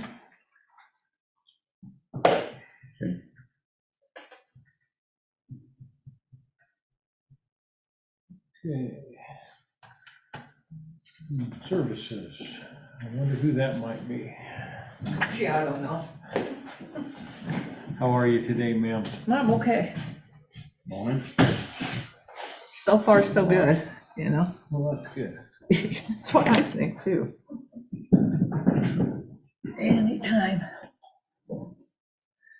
So you have my reports, and by gosh, I just want you to know that I have them all in there this time. The last time, when I was running reports, we were making food benefit applications, and some of those, my reports got stuck in there. And we're putting those together, go, oh, okay, that's where the CSBG grant went, or whatever the heck it was that I didn't have before. But, all right, I just wanted to, when you get to the LEAP, which is way in the back, and if you look at our child welfare, it has dropped because we only have one child in placement now, so that we're paying for, so that's a good thing. And if you look at the old age pension, you'll see in June we did 29,000, and now it's down to 7. That's because the state always does, at the end of June, they do maintenance of effort, and they give everybody another, I think it was $948 a month. So they toss that in there every June, so that's why that number looks so big, because the monthly payments are about the same, but that was big, so that explains why that happened. And it's all state funded, so we don't, but I just wanted to show you that. We're not going to see it here. You'll see it more in August. We have another person on Medicaid transportation where we're doing dialysis. And so we're going to see a big increase in that because they're going down like 3 days a week. But you'll see that next month. And our CSBG grant, we're coming down to the end of that. I don't have much income left on that, or much money left in that at all. That's not showing up yet. Don't have that in there yet. Yeah, and on that spreadsheet you gave us, it brought down the totals from January down to the total line instead of adding all of it. I know, I noticed this too. It's not working. I need to have that looked at. I noticed it just now when you're talking to me, because I'm looking, that's not right. I have $800 and some left in there is what I have in there. But yeah, it's not, I need to look at that. You only use 12%. Yes, I know, I see this too, and I'm like, geez, what is going on with my CSBG grant? That A is not working, and it's not putting anything down here on the bottom either. On the graph. On the graph, it's just not, it's not working correctly. I need to get somebody that's more efficient in Excel and explain to me what the heck, because we worked on this before and it's still not working right. So I don't know what his deal is. Might have to talk really nice to Jordan. I know, I was thinking I'm gonna have to get Jordan in there or something, or it will be a mess. But let's see. On my LEAP, which is the last one in my packet, we haven't had any LEAP expenditures because the program ends. But I just wanted, and I don't know how that'll show up next year, I don't know. But we have always done the LEAP ourselves. I don't know, 10 years ago, maybe more, Goodwill Industries took it over for any counties that no longer wanted to do it. 64 counties, and there was only 8 or 9 of us that kept the LEAP program and did it in-house. Our other caseloads are increasing, and it's becoming harder and harder for us to do that. And then this year, the state wanted us 4 people to go down for training. I can't have 4 people going for training. It's not going to happen. We can't do it. So we decided that we went ahead and agreed to have Goodwill Industries is going to, and what they're going to do, they just process the application. The applications come into us, we scan them, we send them to them, they process it. So we don't have to spend that much time processing applications anymore. So, yeah, it's like, we don't have 4 people. I can't have 4 people, and it was a week-long training. I cannot have 4 people out of the office, and I told them this is not gonna work for us. And then they were saying, well, maybe we can, work it out or whatever. But the thing is, if we ever want to, we can always take it back. And we had to give them all of our case files from last year, so we boxed them up. And then Rhonda was going through Colorado Springs. She dropped the box off on Friday the 2nd. On Monday the 5th, they called and told me that they already had them scanned in. That was that quick. So, and now they want us to come get them, and I'm going to do that next week, because I have to go to Springs, and I'm just gonna stop and pick the box up again. So they were real quick about doing all of this, and said, yeah, they can do it, no problem, because we don't have that many cases. So we still have to do, we're gonna still meet with people coming in and dealing with that. They're just gonna be processing the applications. So that, because we just don't have time to do that. And we definitely did not have time to do a whole week, week-long training with 4 people gone. It's not gonna, we just can't do it. But I wanted to tell you, Kevin, you're gonna like this. On the Energy Outreach Colorado grant here, I got an application in, and they live in Wetmore. And when I went to process it, you have to put in your name and address, and then when it came to city, it's a drop down. So you can only type in like WE or whatever, and it'll bring it up. It didn't bring up Wetmore. So I thought, okay. So it brings up Westcliff, it brings up Weston, it brings up all these other people. So I go over there to the zip code, because I can type that in. Then I come back, try the drop down, it doesn't show. I had to call, or I had to email Energy Outreach Colorado and tell them that I need Wetmore, Colorado put into this drop down. We do exist. And yeah, I just was like, oh, okay. And then she texted me back a little bit later and said, it's in there. And I checked, and it's in there now. But I'm thinking, oh, come on. And we're going, I am pretty sure we had it in there before, but they've changed systems and they've done enhancements to it or something, but I just thought that was so dang funny. And it won't let you type in there, because I was trying to type in there. It let you just put a couple letters, and then it brings up, the alphabetical order on that. And I'm like, this is ridiculous. But yeah, I had to call and get Wetmore entered. So I just thought that was funny. Well, we thank you very much I for knew making you would us get a exist. chuckle out of that. I did. I was like, how do you leave? I don't know where they get that from, but I just thought that was funny. Now you know what to tell Governor Polis when you have lunch with him Yeah, next week. yeah. Make sure Wetmore gets Make back sure on the map. Wetmore's in there. So many times we come up as Greenwood. Oh, well, yeah. And See, I should look to see if Green, because I just, instead of scrolling through them, I just put WE or whatever, and then it just pulls up Westcliff or whatever. but Wetmore is the post office. I know it is. And Greenwood claims to be Wetmore, so. Yeah, well, Wetmore is definitely post office, but I just thought, okay, well, that's the first time I've ever had that happen. So, but I thought you might get a little chuckle out of that.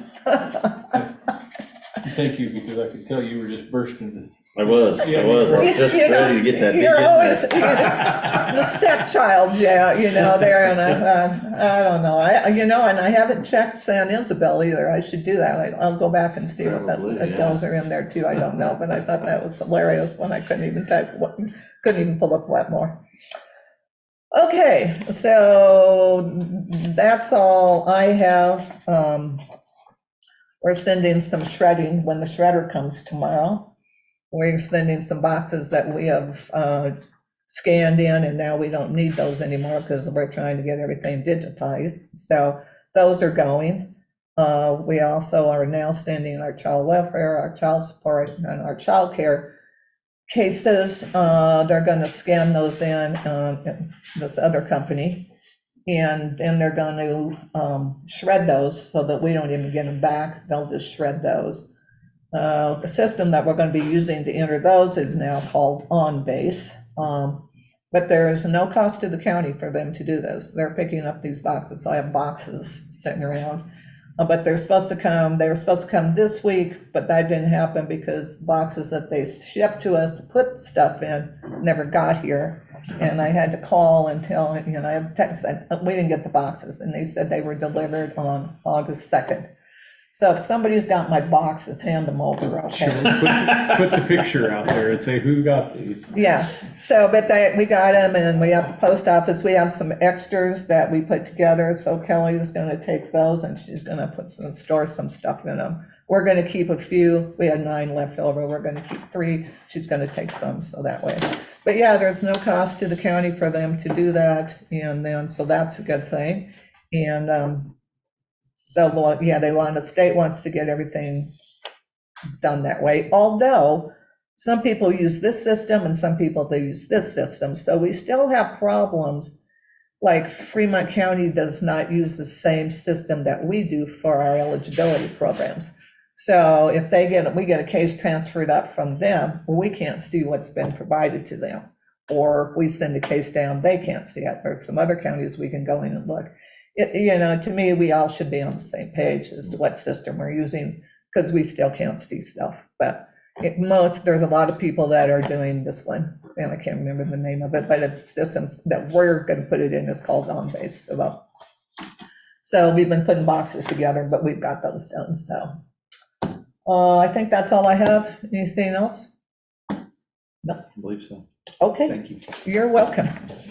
And now I'm going to go see if San Isabel's in there. Okay. Because now I'm just curious Now you now. better figure it out. Is Lauren over there still, or is she gone? No, she's gone. Oh, she had the baby yesterday. Okay, well, that's good news then. Yes. Finally. Yes, 8 pounds, and it's born yesterday at 12:07 in the afternoon. Yeah. Good deal. And baby and her are doing good, so yay.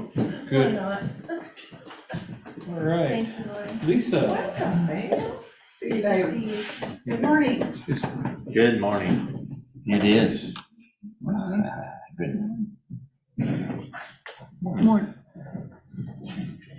Okay, Lisa Heeman, I'm Lisa Heeman with Redlands Accounting and Advisory. And I'm here this morning to give a little update on what I've done. What I'm reporting on this morning are the procedures I've done in accordance with our engagement letter that we had signed July 10th, 2024. And that's to provide some monthly reconciliation and oversight monitoring of the accounting function to make sure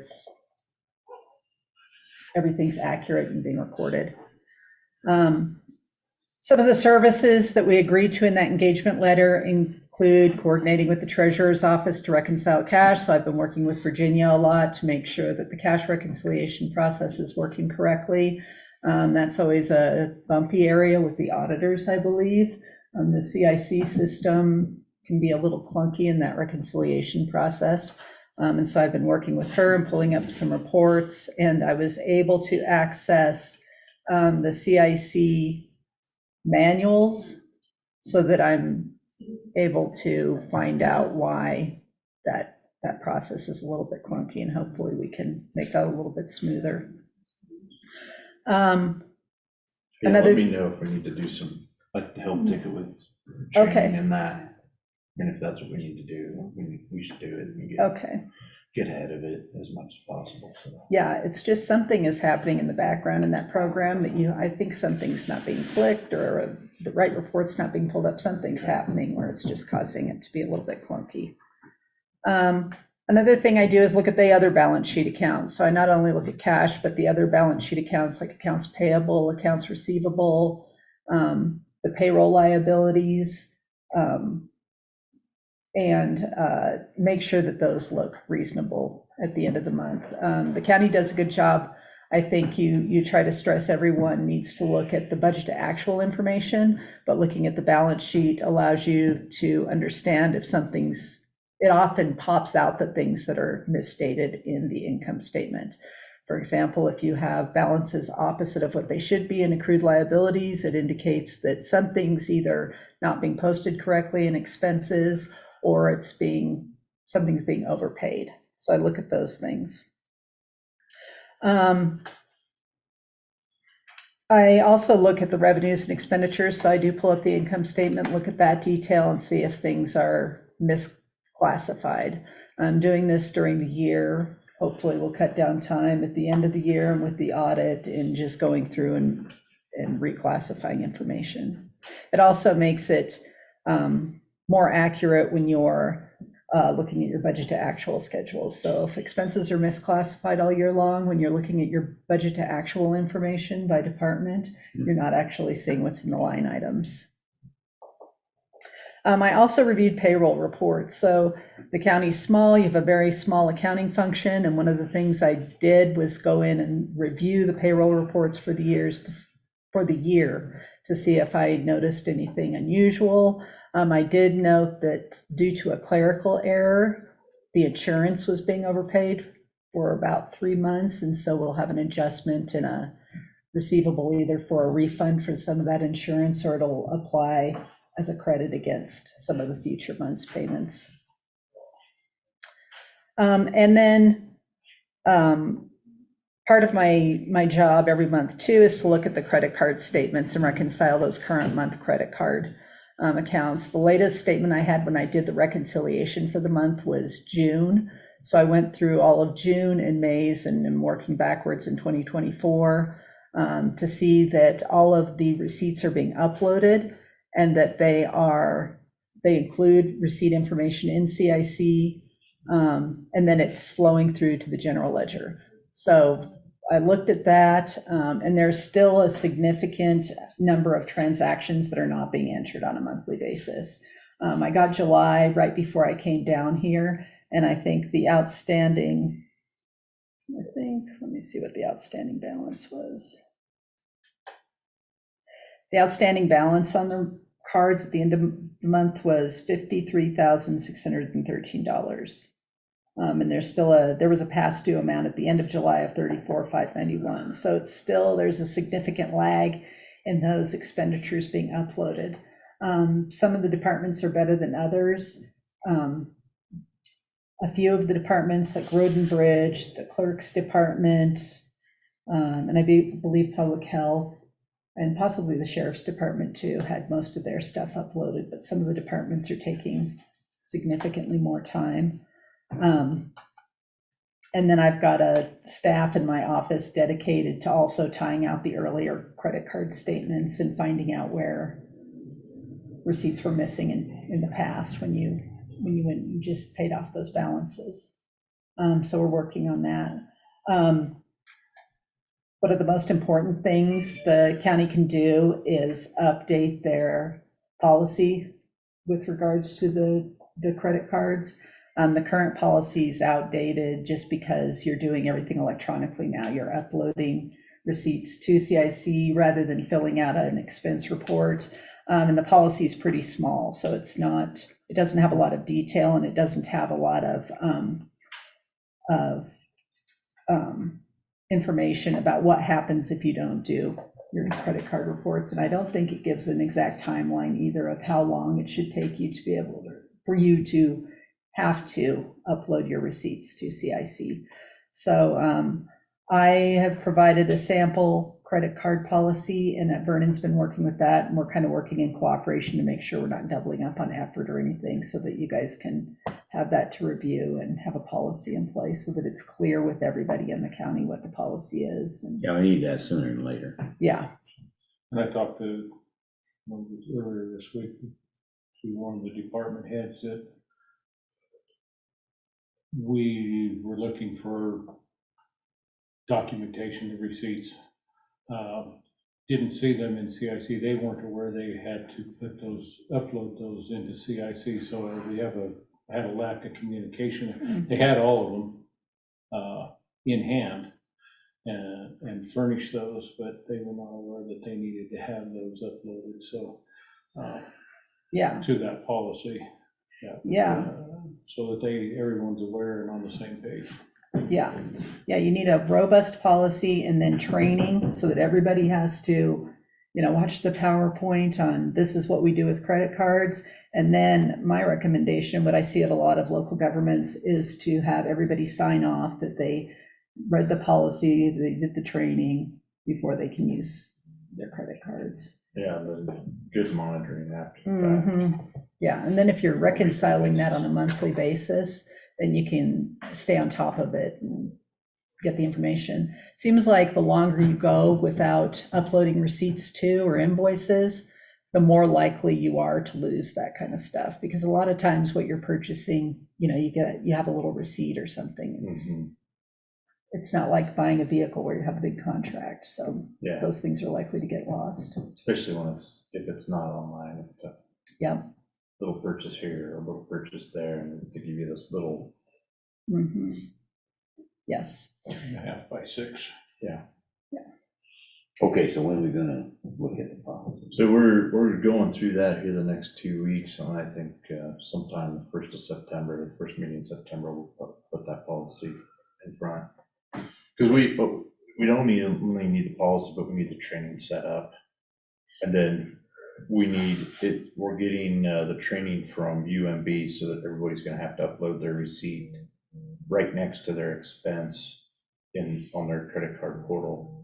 And then what we're gonna start doing is whoever we decide that's gonna monitor it, it might probably be Jen at this moment in time, but they'll go in like this morning, and whoever doesn't have their credit card receipts uploaded into their portal, that it'll be an automatic, their credit card gets shut off until they get that back up and going. And we'll just do that on a weekly basis, so. Okay, got another question on credit cards. Okay. So, as it affects the audit. So have we, 2 banks, I heard last time we had UMB, UBD straightened out more or less, that true? We know we got all the receipts gathered up. Do we know how many receipts we didn't, or we short any? For 2023, we don't know all that information. It's slow going because you have to go through the credit card receipts and then try to trace them to the general ledger.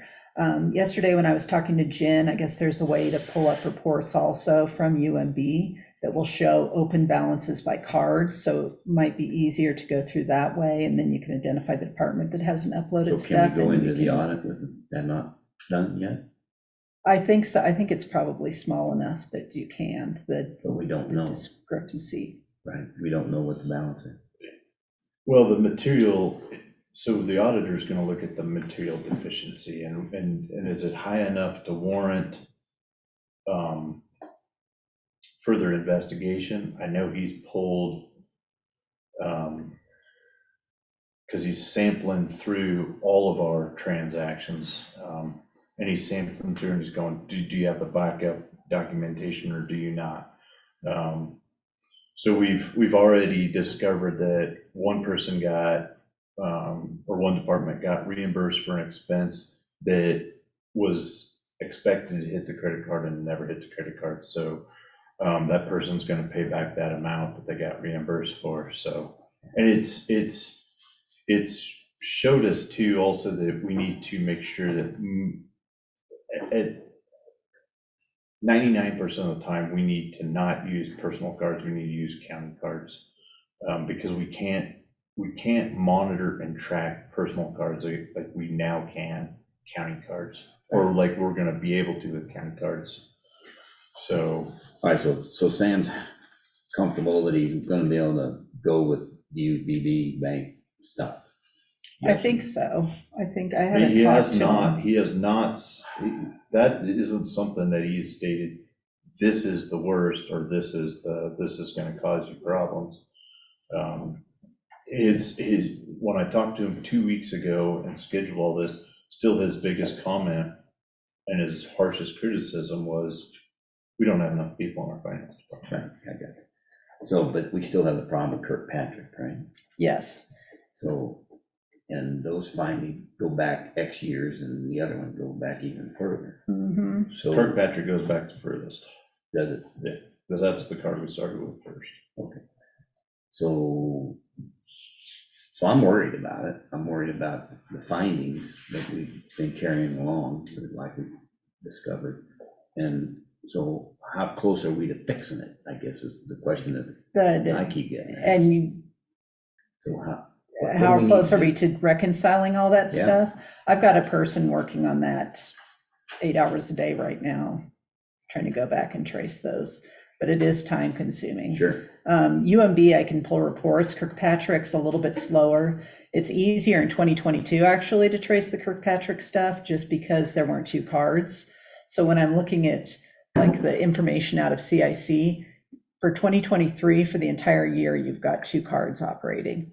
So it's difficult to, you have to separate the expenses between the 2 cards. That makes it a little more difficult. We're getting close to where we have to submit the report. For the audit. Yeah. And I think for 2022, I mean, they gave their opinion on that one and didn't have problems with they didn't find that to be a material problem. So all the expenses came out. Now, whether those were all legit expenses or not, unless he found one, or unless he discovered that somebody didn't have a receipt and got paid for that, they didn't find that in their sampling of all the records. But in 22, he started August 6th, and he had his presentation the end of September. So he only had 6 to 8 weeks to prepare 22's audit. So this year, he is spending a whole lot more time going through our records, and his sample selection is a lot bigger. So we don't know how big a gap, how big a problem we have, with the balance. We don't really have our balance yet. Well, I think, so all the expenses, what was the amount? I can't remember the exact amount that you paid off on the cards. That went to the, was it 18,000 to the contingency fund? Yeah, something around there. So all of the expenses beside that were tied to specific And that was all expenses, Kirkpatrick, right? and that was all Kirkpatrick, so there's about 18,000 there. And I think there was about 10,000 in UMB that went back that you weren't able to specifically identify. We're just gonna pay it. We know, then we know what the actual cash is in the bank. Right.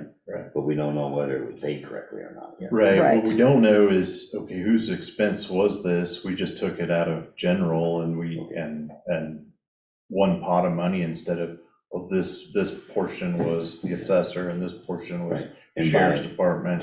and That by we don't know policy- yet, and that, putting that all together is gonna Yeah. take some time. And that's what takes time, is narrowing down, okay, what made up those And balances? perhaps some of the employees owe money back. Right, We don't know. right.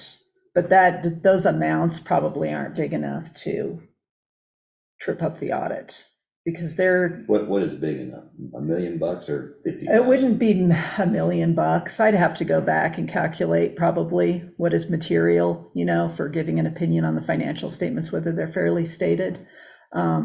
But it's more than 10,000 probably, depending on the department, depending on the fund, really. General fund probably has And the we'll know biggest that pretty soon. materiality. Yeah. Yeah, Yeah, I guess by the end of the year, we would know that. yeah. But our other problem is Kirkpatrick's been closed out, so we now have to go back to Kirkpatrick and go, we need more records, we need to get access back into our Okay.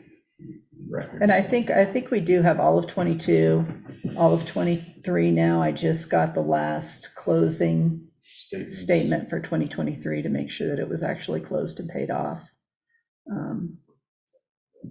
And then I think for UMB, I've got all of the statements now too,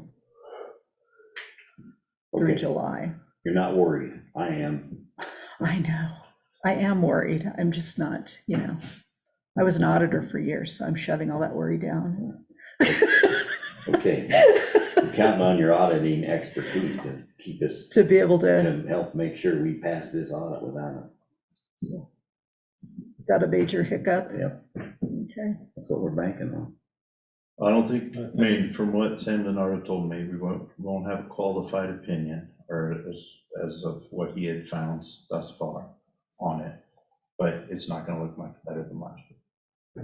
Because we didn't start fixing anything until 24. Okay. There any more questions for me?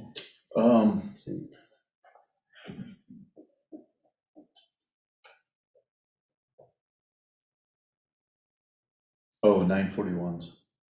941s, we're still working on that. I helped Jen go through and put in the numbers but then and then I left, that was Okay. a couple weeks ago, and she was having problems uploading that, so we're going to look at the vendors that the IRS recommends to file those. I think it was her understanding that the auditors helped with that in the past, Yeah, they have, it sounds like. but I don't know. And how they're that more all than worked. willing to do it or to help us file those reports. And if that's the way we want to go, they're more than willing to help us. We need to get understanding of how to do it on our own better. Yeah, the convenience of using an accounting firm is that they have the software to just do it. That's the biggest convenience. CIC does put out the information that you need to fill in those 941s, and then you just have to make sure that the taxes you've paid match with what your report says, and then file the report, and it seems to be the hiccup is filing the report, so. So we've paid the money to the IRS that we owe, paid it through payroll taxes, right? It's the forms that have been slipped out, so. Right, and then you have to make sure that the money that you've paid in reconciles with what you're showing on your 941, and if you owe, or if you have some kind of receivable at the end, Yeah, so. no, thank you. All right, you're welcome. Thank you. I think to your point just a minute ago, counting on her expertise to get us through the rest of this audit. I think the work is done on this side at this point. It's in Sam's company's hands, and then we'll have that report in 2 weeks, so, for the most part. Yeah, and then it's, I think we've had so many policies and procedures that we've got to start going through, not only from a county standpoint, an HR standpoint, a finance standpoint. We've been slowly gathering these up and going, how do we want this to workflow, especially since we don't have departments that are finalized out, so that some of these processes can't be, we're trying to detail those out with the few people that we have, and they're gonna have to be tweaked as we bring in more people into our finance department. So who's gonna do the monitoring, who's gonna do the double check, who's gonna look over whose hands to do the 941s and make sure that payroll's good before we pull the trigger on it, so. Yeah. Yeah, it's all that, so. A budget policy, we found out the federal grant and state grants are looking for from us when they do their audits of public health or the OEM, so we've got that policy somewhat written up, so. We'll just start bringing them through these board meetings and ratifying them as we go along, so. Yeah, and some of the stuff you've done in practice, you just haven't documented it. So the budget process, you've always followed the state budget law, but you just haven't documented, yes, this is what we do, except for it probably shows up in the footnotes to your financial statements, but that's probably the one place it's.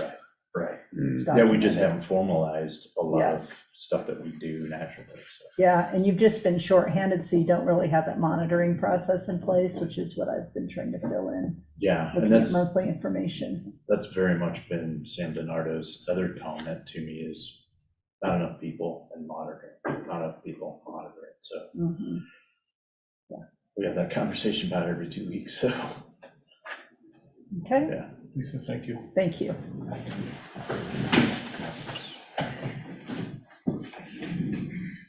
Yeah, we gotta get our director hired. That's gonna be another issue, training that director alongside saddle with everything else. And Vernon is going to just be, there he is. Yeah, he's got a report in. I was just going to send it in, but thank you. But I have some things to talk about. All right. Sure.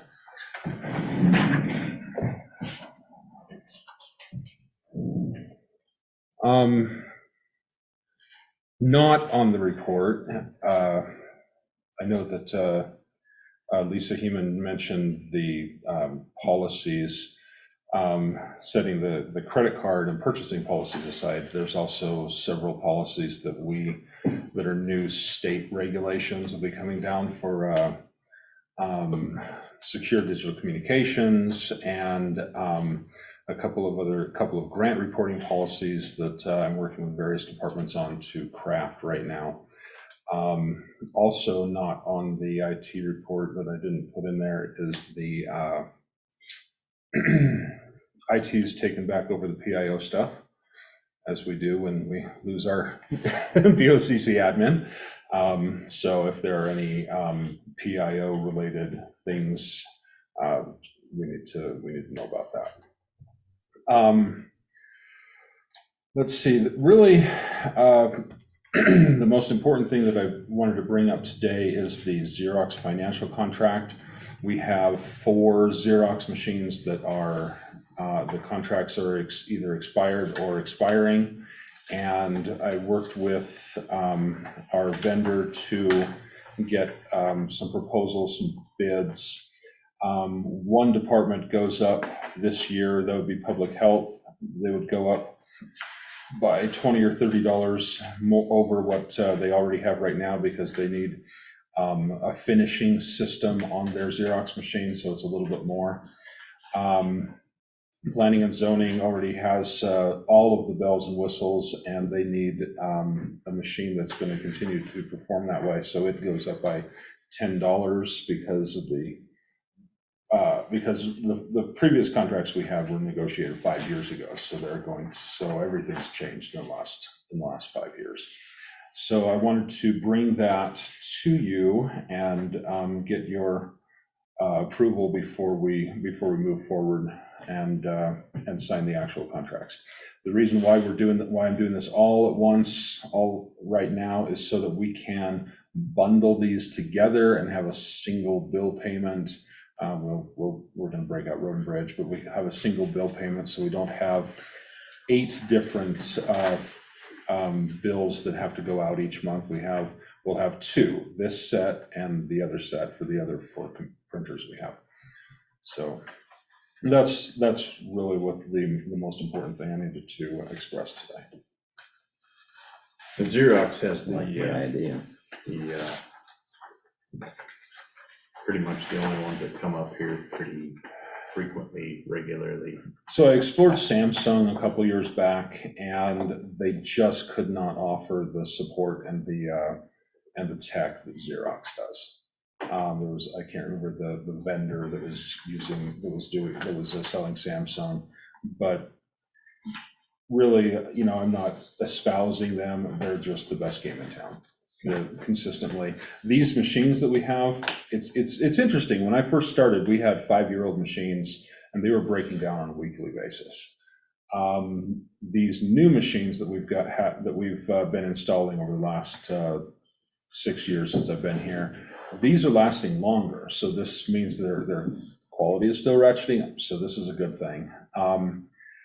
But we'd have to completely redo some programming, and if we were to shift from a Xerox machine on like the planning and zoning programs and whatnot, some sheriff's office programs. So this is my recommendation. And I can bring the final contracts in front of you again if I have your approval to move forward with crafting the contracts. Probably need to put something together and run it by Dan, and then let's all right bring them into the meeting, we'll vote on it. Okay, absolutely. That's one of the, as we've discussed, with the last year's audit, we want to make certain that all of the leases are going through the right process. I mean, we've never had a problem with the Xerox leases. We've done these. We had a problem finding the money and where the money goes and what brand, what machine it was on. Well, and this will help with that. Yeah. Putting the Xerox leases under one umbrella is going to be a lot smoother, more streamlined. Mm-hmm. Yeah, I like that. What shifting gears to the CIC, with the multi-factor authentication, So with CIC, we had a Cisco Connect system wherein we entered our password, and then a remote desktop connection where we entered our password. CIC was having a lot of trouble with Cisco Connect. Cisco it was the standard in VPNs for virtual private networking. It was a standard for a long time, and they've kind of been left behind. So CIC went to a Fortinet token-based client system, which basically means we have an install on a computer and we have a token on a phone. And so when you access the system on the computer, multi-factor authentication dictates that you must also have an associated phone there that has been set up previously. We have very specific phones, very specific codes used on those devices so that you can access, yes, this is me, I am requesting access, boom, you hit approve on the phone, and then you can actually access it. So it adds another layer of security, plus a lot more security in the background. Fortinet has moved, we've had Cisco Connects for years, and now at the Sheriff's Office, we've moved to a Fortinet system as well. So there's a lot of advantages. Cisco's kind of, trailing in the dust, and Fortinet's moving forward. So that's why I mentioned that there. This is actually required by our insurance too. So I'm glad. It's a pain. I know that it's frustrating. Everybody who gets on CIC now has to have a phone associated with their account, as you've experienced. But it is required by our insurance carrier. Okay. And everybody that does that will have to have a county phone then as well. The phone is not so important. It's just a number generator. Okay. Yeah, it's not actually connecting to CIC. It's just a number generator that's associated there. Okay. So there's a layer of security there. Yeah.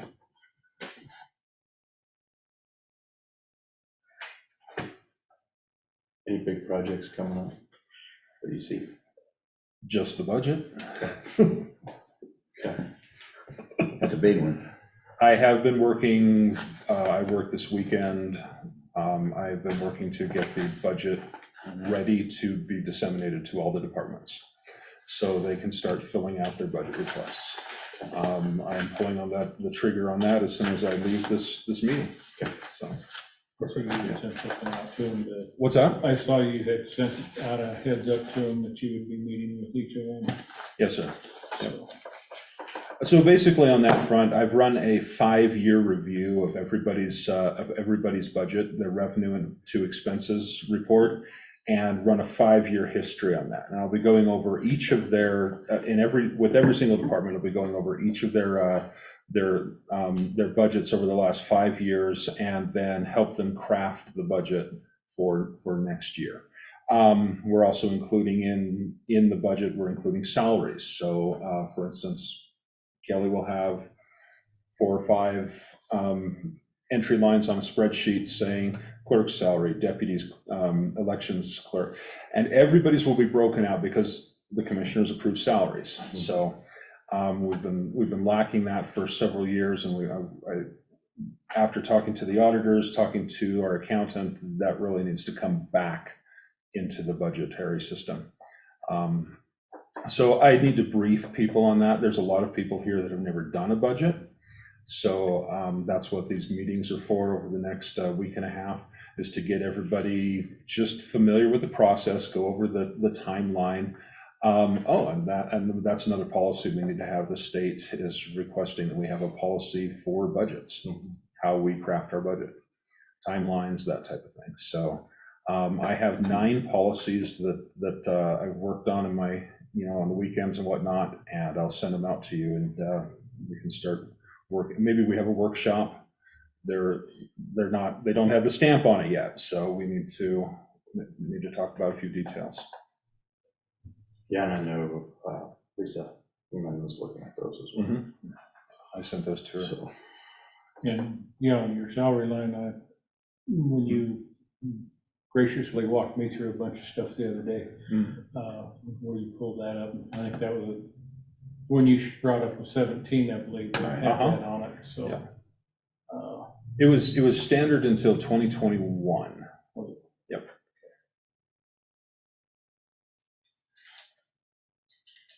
Good. Thank you. Thank you all. I'll have those, probably the contracts for you next week. All right. Let's take a quick recess. Time is now 11:22. Oh, I know.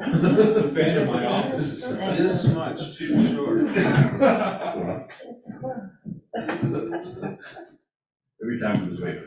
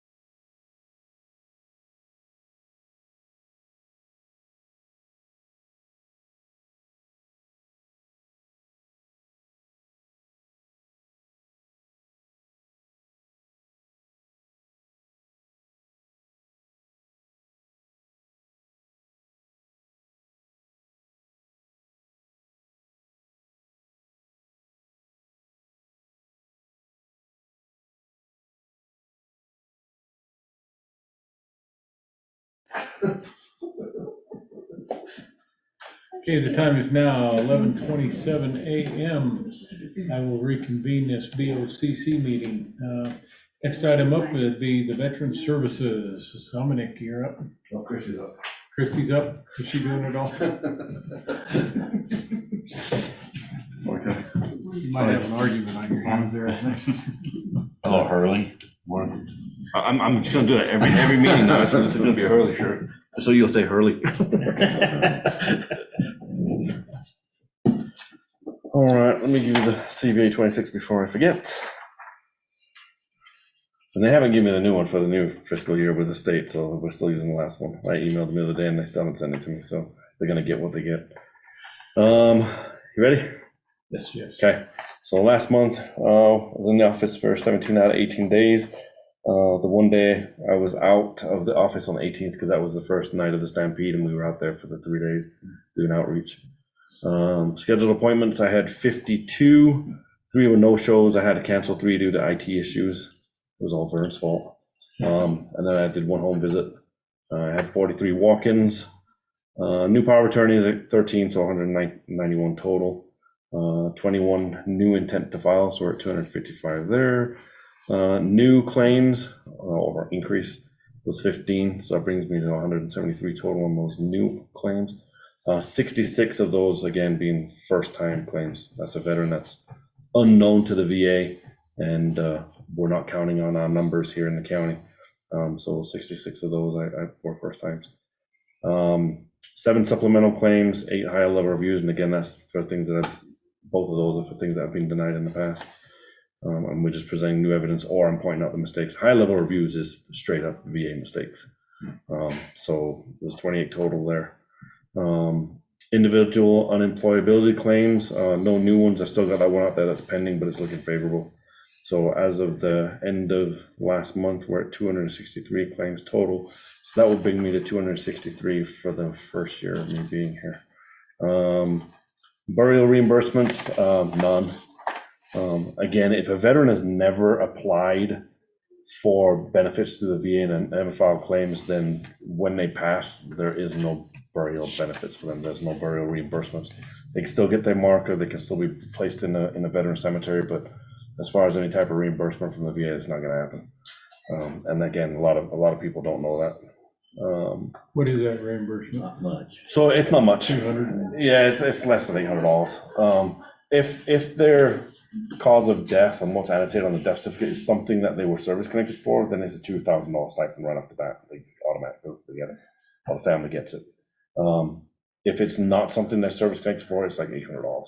So the VA will not cover funeral home expenses. They'll cover the transportation for the remains from funeral home to wherever they're going to be laid to rest. They'll cover the plot, the marker, that type of stuff. But yeah, funeral home costs are usually not included in that. That's usually, typically 100% on the family. VA debt waivers, no new debt waivers. I'm still waiting to figure out what they're going to do with the 40,000 veterans they create debts for. They haven't said anything on that publicly.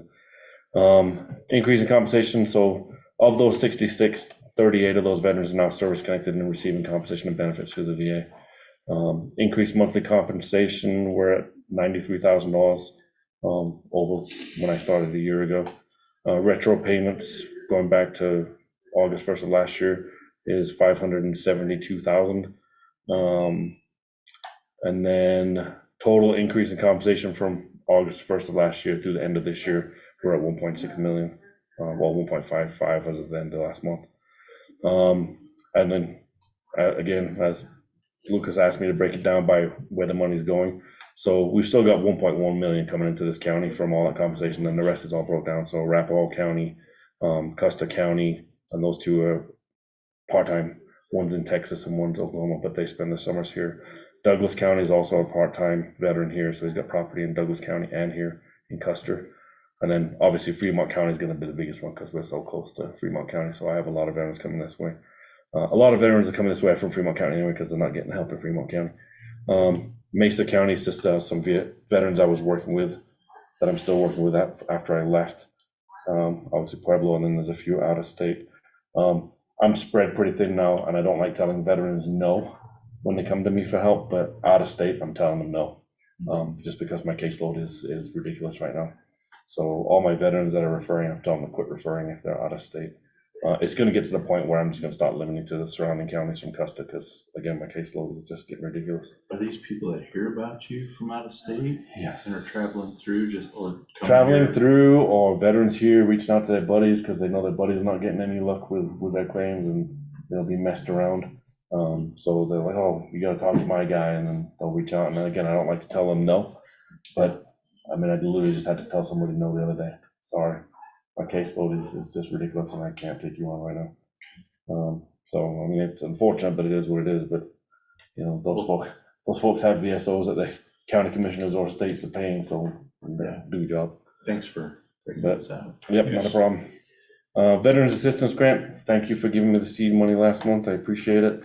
Of that 30 grand that I got from the state, I went back and I amended my budget, so they're going to give me the 10% to use towards marketing. And again, the outreach is critical. I was out at the Air Fest this past weekend, and I had 5 Vietnam veterans that I had not engaged with at this point. 2 of them were service connected already, didn't know they could ask for increases or chase anything else. And then 3 other Vietnam veterans that never filed claims. All 5 of them Monday morning were on my schedule. So the outreach is critical. They loved your car as well. And that's a big draw. And again, I like to go and do things that are not veteran centric, because I'm trying to tap into those veterans that have become disenfranchised with VA or with government. And just having that piece there and having that conversation piece, it brings people over.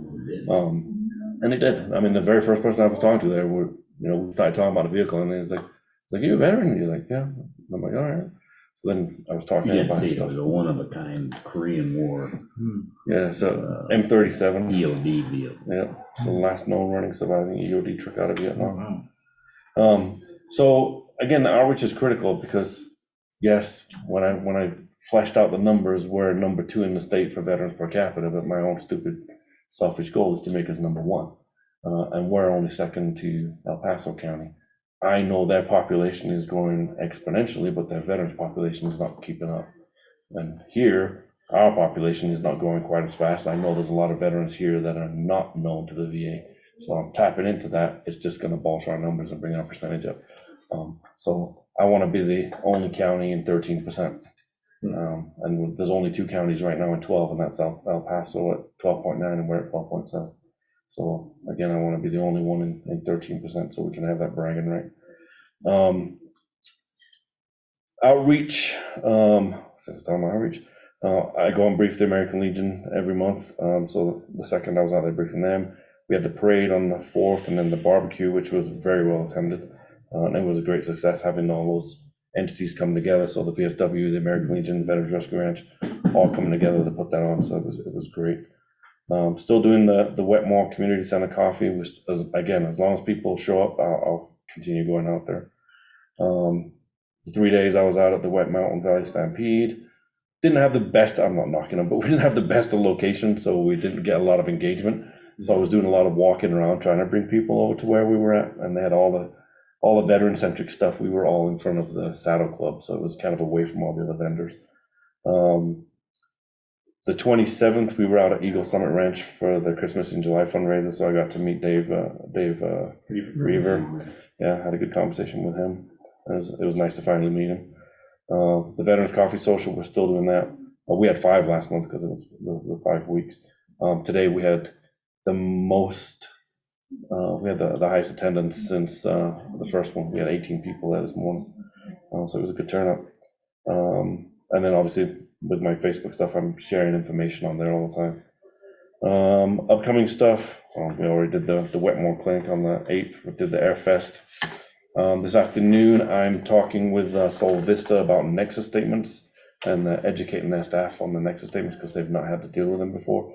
And Sol Vista is who I'm primarily using now for mental health stuff. So I'm referring all my veterans through Sol Vista, and they have a grant to work with veterans.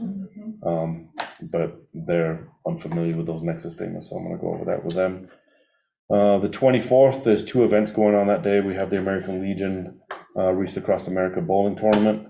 Not bragging, but I took 2nd place last year. How many Two. You said you were the first loser? Yeah. There were only two teams.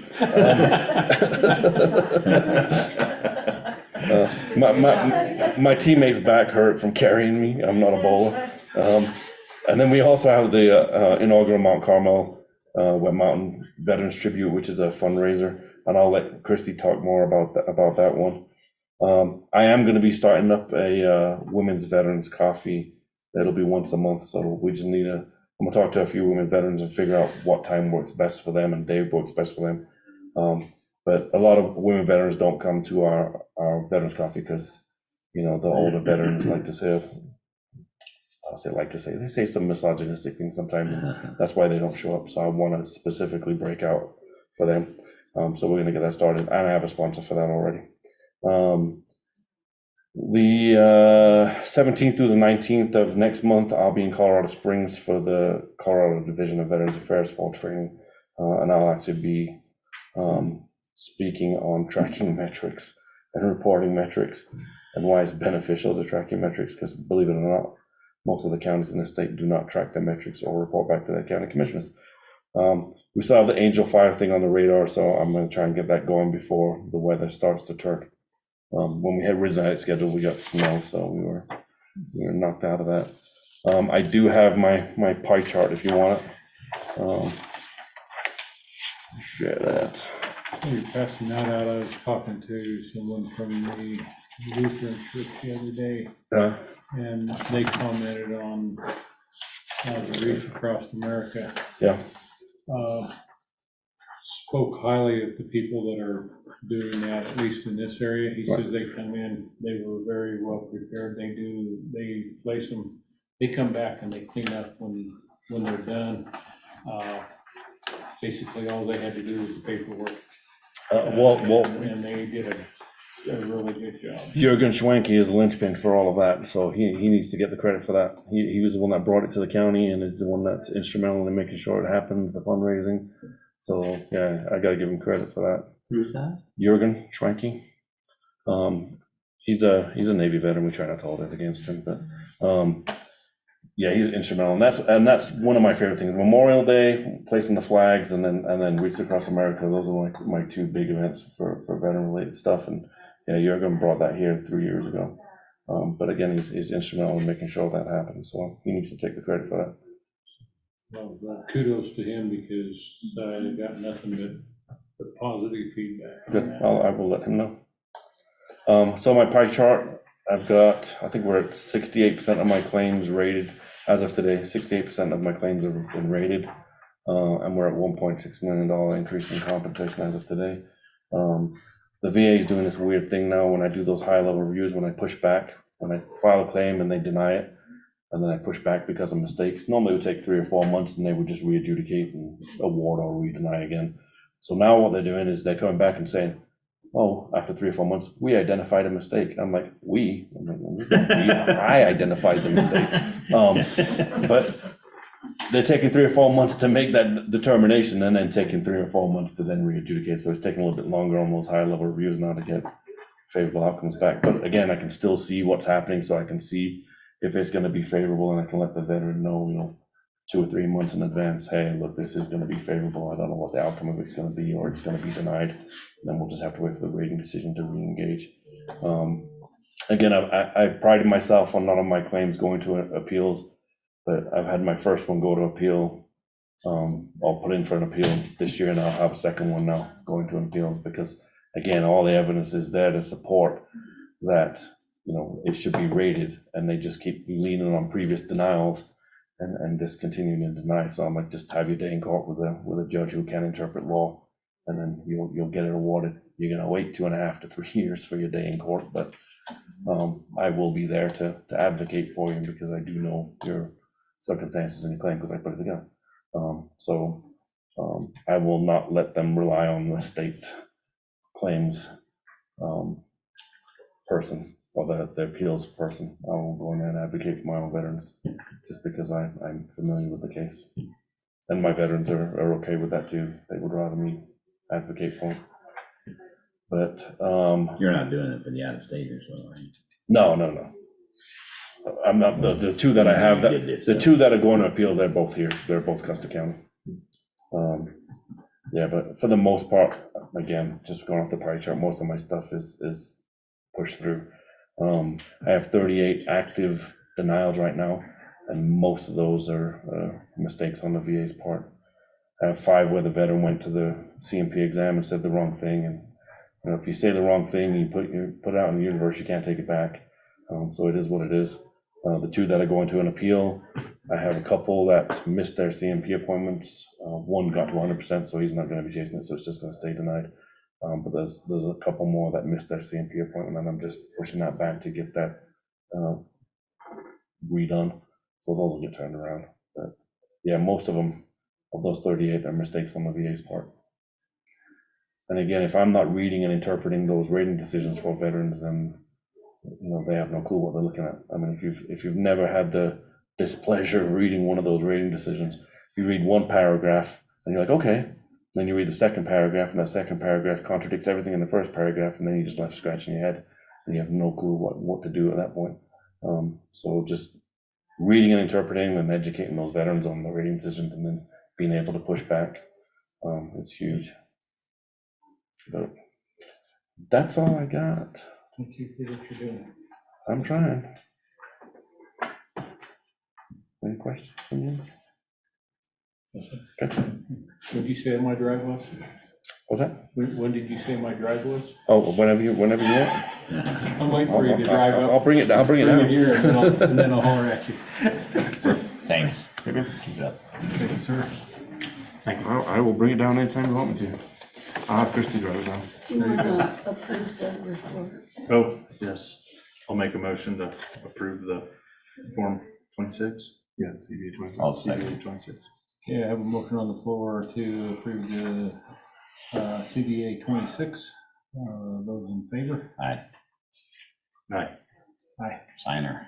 I did forget to mention, so the stipend from the state, the semi-annual stipend, I did get that back for the January through June, and it was like 90, I don't remember, I should have wrote it down, but it was like $9,600.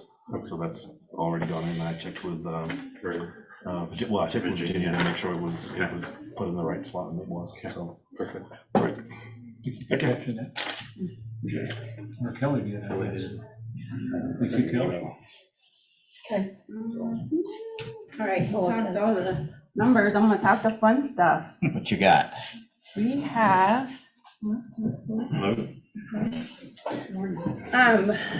we have art classes for veterans and their families.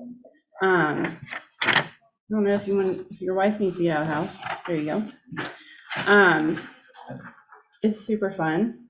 It's 4 different mediums, partnering with the Same Great Art Guild on that. And then on the 24th, so we have Grease Across America, the bowling tournament from 11 to 3, obviously at Cliff Lanes. If you guys want to bowl, let me know. I'll be selling tickets in the office. Okay. And then the Mount Carmel fundraiser. I would like to personally invite all of you guys to come. It is from 3 to 6. We have some really cool silent auction items. We have good food and drinks and some speakers. Luckily, it's not me that's speaking, so that's good. Lucky. Yeah. No, you're already making me nervous. No. It's on Dominic. So that's. Yeah. The 24th? The 24th, 3 to 6. Someone said there's like a Republican thing also that day. Is that day. Yeah. 11 to 3. Okay, so you can do that and then shoot on over. Yeah. But yeah, you guys want to see this? I will be selling tickets for that also in the office. And that's all I have. So the main speaker is Jim Littrell. Jim is actually a native of Westcliff. He told us he was born on the kitchen table down on 3rd Street. Know him well, and he was. So he's a Vietnam veteran. So he's seen the culture here, the veterans culture change and the community change over his lifetime. So he's going to give us kind of a unique perspective on how things have changed here in the county for veteran-related stuff. So they can tell us about our story from service as well. Yeah. When's the next Veterans Connection meeting? I have not scheduled that yet. Okay. Do you want to pick a date right now? Or you want to get no. back to me? No, pick a date. I don't even remember when the last one was. We do it quarterly. Was it? It was when Congressman Patterson was here. Yeah. Yeah. In July, right? Or June? That was June. Oh, should probably get that date Oh, no, on it the was in books. May. It was the last, It was in May. yeah, it was the last Friday in May. Okay. Like No. 30th or something like that. Well, maybe September. September sounds good, maybe. Sounds good. Yeah? Okay. What's the best date for you, like day of the week for you guys? Tuesday or Thursday, not Wednesdays. Not a Wednesday, a Tuesday or what? Tuesday or Thursday. Tuesday or Thursday? All right, I will look at the calendar for September. Thank you. That's all I got. Any other questions, Ed? Oh, thanks. I'll get one actually. All right, thanks, guys. Thank very you. much. Thank you, sir. Robin, you're up. Good, thank you. That way you won't have to throw your phone on the floor again. Well, I'm sorry, I Like that. fell off the chair. At least you didn't. Yeah, there's that. There's that. Okay, we'll start with grants. EMPG, we're on track, doing our submittals and getting our quarterly things submitted along with a written report. So we're, I think, the only trouble we have, of course, is the last quarter doesn't come in until the new fiscal year. So I think we've had those kinds of things that are in arrears, but we'll see what we can do to get quicker submissions back on our finances.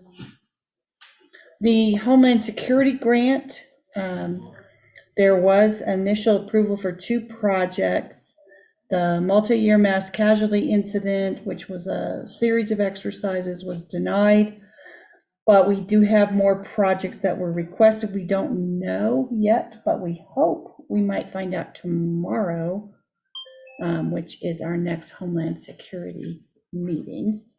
So we might find out what those projects are. But at this point, we have a smaller dive team project for the sheriff's office, and it looks like that's going to be funded. We don't know if we will get the extra computers, but we're hoping that we might be able to get a cache of computers in the event there's a cybersecurity. And then we had a couple of things that were put forward last minute because something else didn't, I guess, line up with priorities. Oftentimes they want these to be not only terrorism related, but within those a subcategory. And some of those subcategories are things that this community is not as big of a fan of, like license plate readers and cameras and things like that. So we'll see, and we'll let you know when we find out. A co-swap, that was contracted back in May. We are gearing up for a training schedule and marketing, news release. I've really been out and about working with Christy and Dominic to try and recruit veterans for this program. I did a radio interview with KLZR, probably going to be next week. They had a couple other things, the air show and so forth, that they had in line before that. And what I'm finding is that the sign up for the mitigation programs is slow. So we may be having to move some of that training from September to October, which will give me more time to do recruitment. We need a minimum of 8 people to do the chainsaw class. We do have a commitment from Music Meadows Ranch to do that training. They're going to donate a cabin, an area where we can set up with the equipment, and then of course the actual mitigation work is a positive to their ranch, being able to take some of those pines out that are winding into their aspens and so forth. So I think we have everything pretty well set up. Had Dan look at the liability release, which basically is just going back directly to the student. So that's coming directly from the ranch, and it was really rather horseback riding. A lot of things are changing out there. They have a very large ranch, and it's hard to keep everything going. So this will help them out, I think, on the mitigation side. So I'll let you know, but if anybody's interested, the chainsaw training is 4 days, and it's a certification. That'll be a Sawyer A, the entry-level Sawyer certification. I don't know that that's much of a draw, and maybe I've been pushing too hard on that part of it, but probably having to rethink how we schedule the training.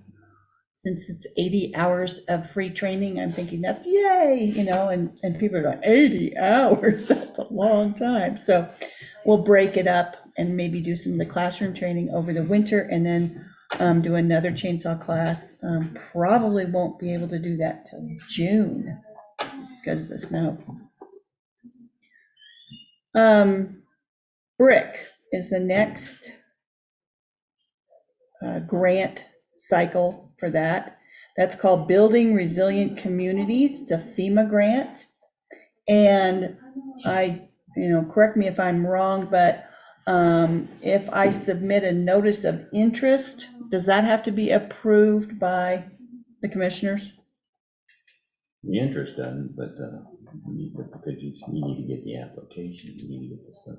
Yeah, what they do is you send them a notice of interest, and then they have a conference with you about what were you thinking about.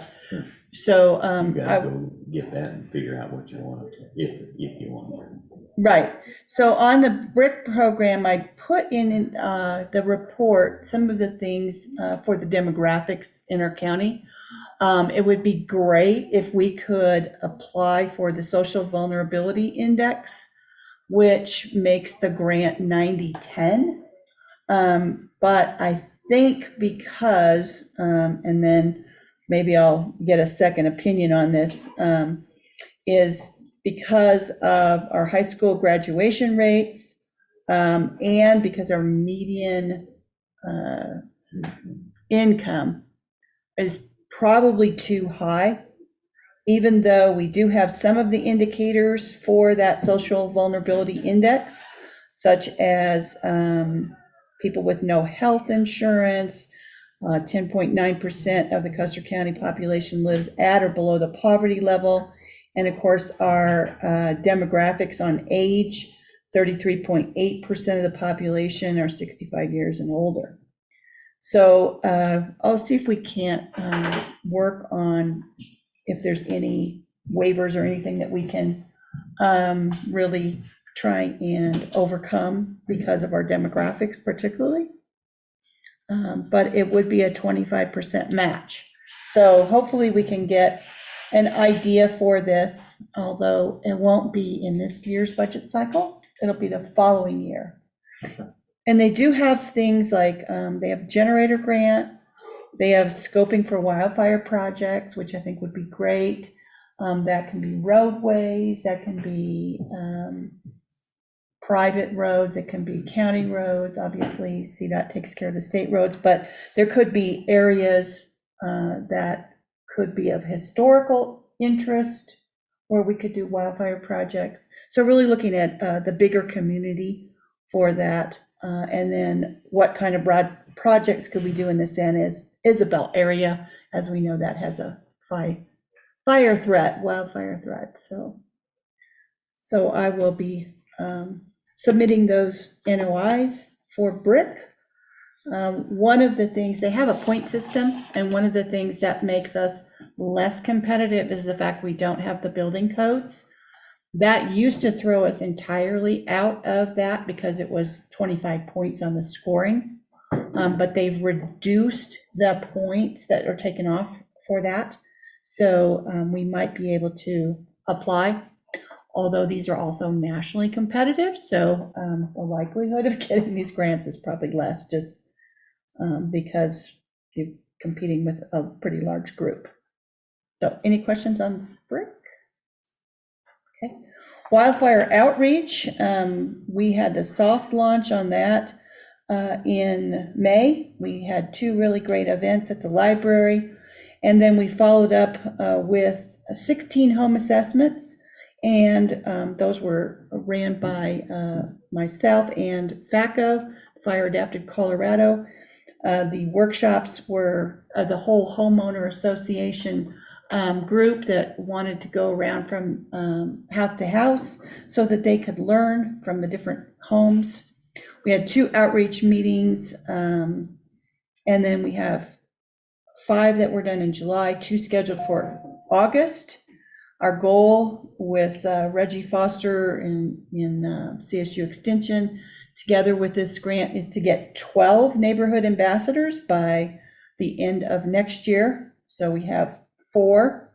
A new ambassador training has been released for October, 6 weeks, 2-hour Zoom meetings for October and November. So we'll get more people involved there.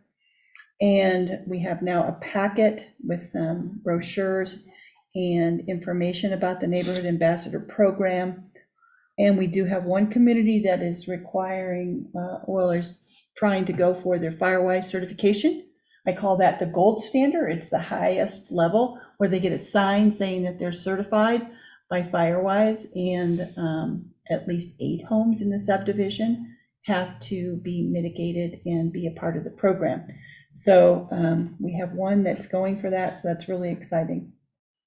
We do have Wet Mountain Fire Protection District engaged, and Jeremiah's been attending a lot of our things, so we can also consult with things like ingress and egress from the fire department on whether those homes, whether we can get in and out.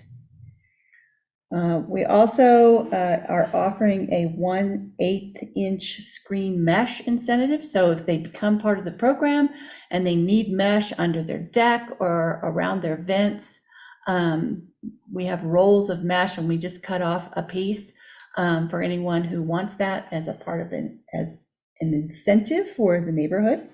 And we've had 2 people take part in that. So that's going along really well. We've been able to, I think, catch a lot of people who are here for the season. And that'll slow down, when folks go back to their other states, and then we'll pick up again over the spring. We're trying to get a homeowners association consortium, if you will. So trying to get all the homeowners associations to come to a luncheon, and we haven't got that scheduled, but we hope to do that in October. Even though most of the annual meetings are over by then, we can start planning for attending for the next season. Ongoing and miscellaneous things. The truck is being repaired and is set to return this week. And we've been doing a lot of outreach, both with Chalk the Firehouse. We had good outreach to children and adults at that event. And then CrowdStrike, I don't know if that was talked about in the IT report, but there was a glitch, but it didn't cause any problems for the county. It caused us concerns and worries. And we did have one thing that needed to be fixed at the dispatch center, something with their CAD system, but it was fixed very quickly. So my understanding is it didn't cause any problems for the county, but it does an indication that we need to be paying attention to all of our cybersecurity and tightening any of those things that we can for security and breaches, because that could be a real showstopper for our county government. Our ongoing activities, we do have the Custer Emergency Services and Local Emergency Planning Commission meetings. Those are usually the third Thursday, but this week we have changed that to August 22nd. And I think at least 2 of you are coming. Hopefully, we will have a policy table as a part of that exercise. So that'll be really good practice for us when we're doing resource management allocation, who can order what and who has to approve that. We wish we had a finance person. I'm not sure if that's realistic, but I have asked Vernon to attend as well, since it's a kind of collaboration between finance and BOCC. And that is from 9 to noon next Thursday, the 22nd. We are also continuing to work on the 100 and 700 classes.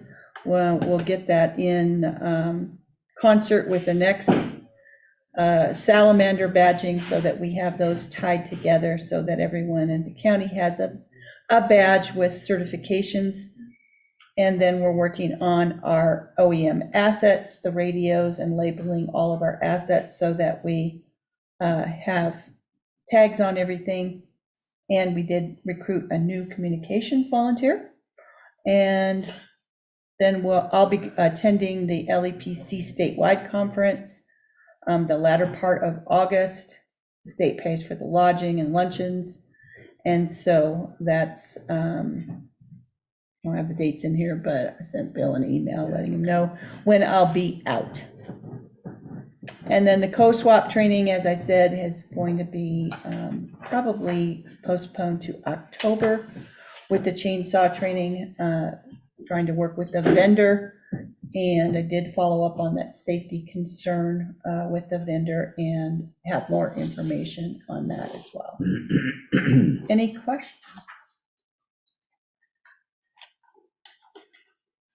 When in August is that CEPC, LEPC? 22nd. 22nd through that Friday. Starts at 9. No, the one here. For the state pays for? Yeah, August 22nd. So. No, not 22nd. It's the following week. It's Tuesday the following week. Oh, I'm sorry, I had to look at the wrong one. So it's the 27th. 27th. It's the last week. The 28th? And or is it the 26th, 27th? Let me check and see if it's. 27th is the Tuesday. 27th at 10, it says. Is that the fire council working group? No. Did you have up there? No. CWPP? No, it's CEPC or Oh, LEPC. I don't know where I got this on. The 27th, the 28th, the 29th, and the 30th. Right. Okay. Mm-hmm. And you're going to that?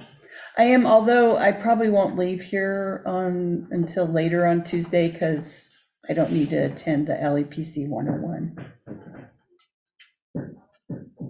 So we'll probably do the CWPP Fire Council Working Group from 10 to 11:30, and then I'll leave in the afternoon.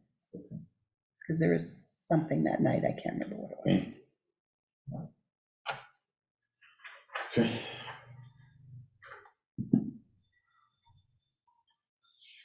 I'm good. Anything, you know? Yeah, that's all. Thank you very much. Thank you.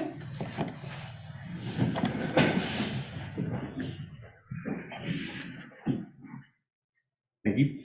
I'll call you a little later on the email. Okay, sounds good. Thank you.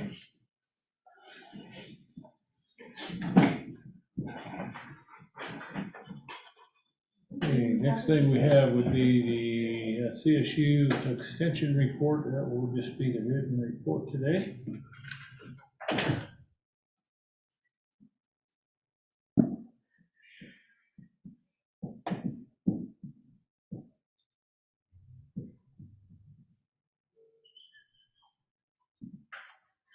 For each county fair and state fair took a lot of her time, and she was really excited about it. I talked to her last night about a couple of things.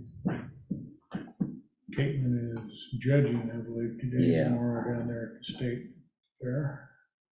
And Elena's daughter, I'm gonna have to hire her to be the chef for some picnic one of these days, because she's knocking down a lot of awards. But it's culinary skills training.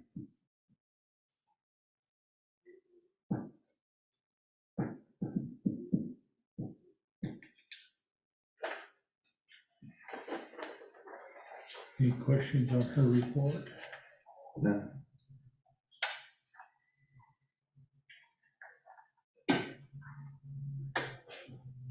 Good enough.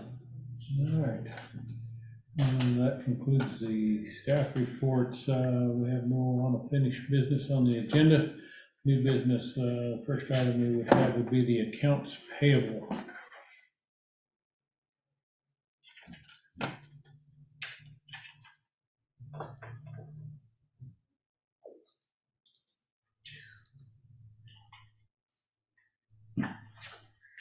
I move that we accept the AP report and pay the amount in vouchers of $90,263.27. I'll second. So I do have a motion on the floor to approve the AP report and cut those checks for $90,263.27. Any discussion on that? No. Nothing. No. Okay, any questions I had have been previously answered. Public comment. Seeing none, those in favor of approving the AP report in the sum of $90,263.27 signify by saying aye. Aye. Aye. Aye. The motion carries. Next item on our agenda would be Public Health Director. We did hold interviews the other day. Had two applicants that we interviewed, and we are here today now to decide if we would like to move forward with one of those two applicants. Is that a health board decision, or is that a board of county commissioners decision? Board of Health. It's a Board of Health decision. We need to adjourn and convene. Yes, because it's not the money side, it's the personnel side. Mm-hmm. Thank you, sir. We haven't noticed a board of health meeting.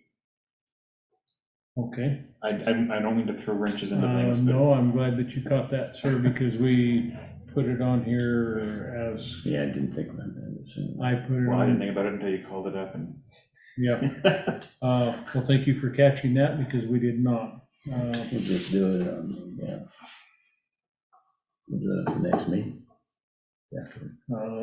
Which would be, move it to 21st down in Wetmore, right? Or when are we going? Well, 24th. I don't think we want to drag it out another week, do we? No.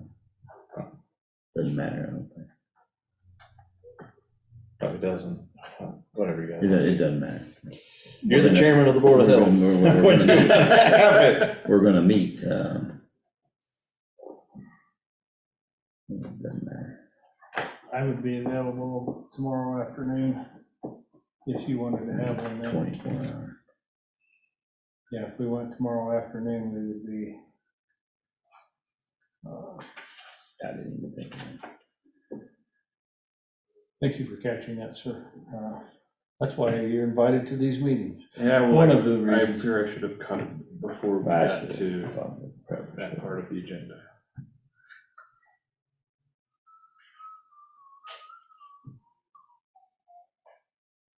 Are you good tomorrow afternoon? I don't know that it matters. We can.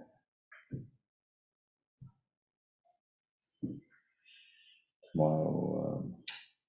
Because we didn't announce it right after the interviews, and so then we put it on today, so we've already kicked it out about a week.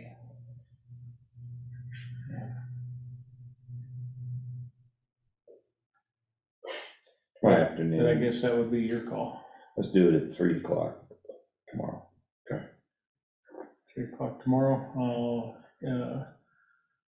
Can we, I'll get with the IT department. Put together, Board of Health is not usually my No, it's not, thing, so I but don't know. I will We can get, get it, I'll give Sarah all the, so we will get that done and get it posted on the board, and I will, well, we can get with IT to get it posted. yeah, I'll have, online, we got a process, she'll get a hold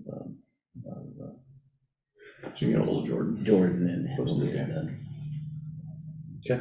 That'll work. Thank you for doing that. And then I will give Bob a call back because I was him wondering a minute ago why I had to step out. Yeah, we so, should have caught that sooner. Okay, so that will be a non-item today. Again, thank you for that. Any additional items of business, gentlemen? So do we want to have a workshop, staffing workshop, special meeting, whatever we want to call it? And when do you want to have that? Yeah, I thought we were considering doing that after one of the meetings. We can do it after the wet one meeting. Yeah, come back up here. Yeah. That's what I penciled in when we left here, and I didn't think past it. That'll be the 21st. Mm-hmm. 1 o'clock? Works for me. I have a CTSI from 1 to 2, I believe. I'm good. So Yeah, well, if you're 2 o'clock, fine too.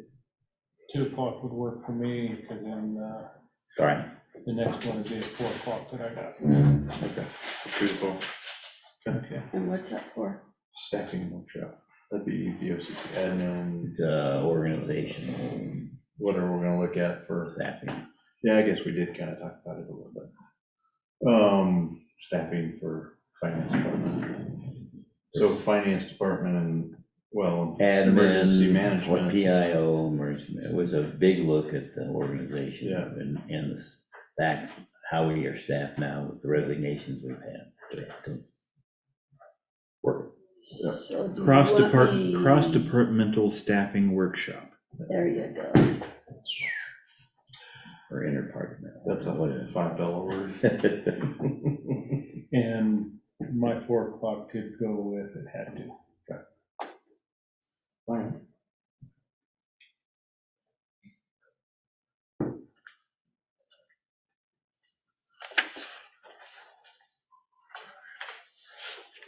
So the 21st. Yeah, Tuesday, here. whenever. Oh, yes. Workshop.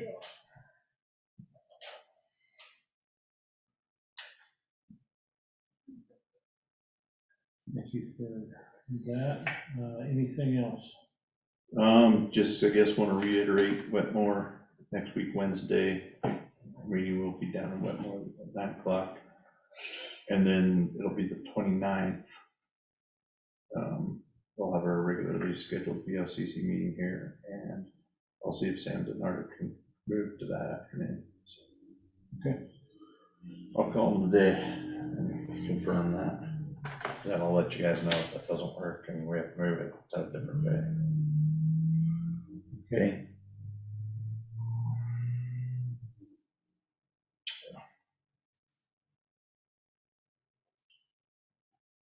We're gonna meet here for that workshop after Wednesday. Yes.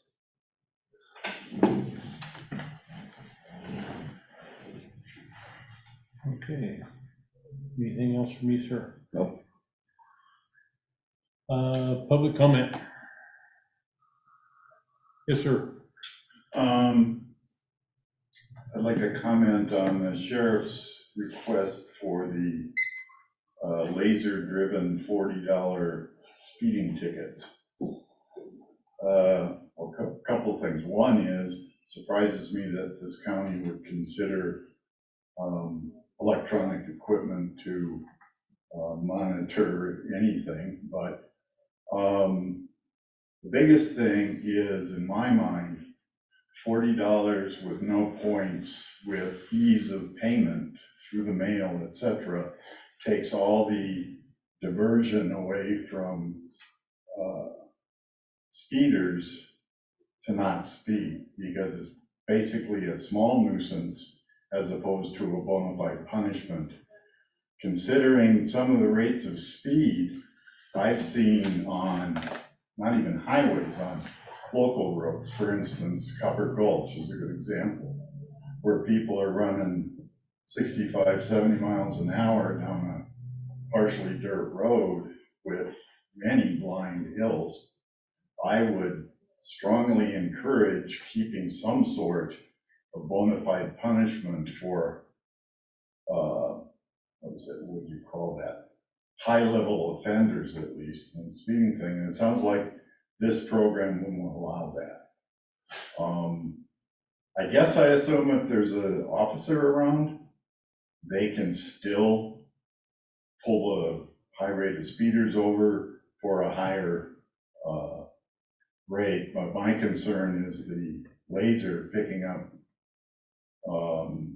the folks, and they just get a $40 ticket even though they're going 20, 25, 30 miles an hour over.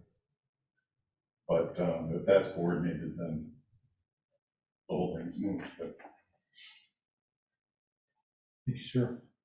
Good comments. He's gonna come back, as you heard, with options, and we can discuss fine amounts and all that, or whether it's necessary.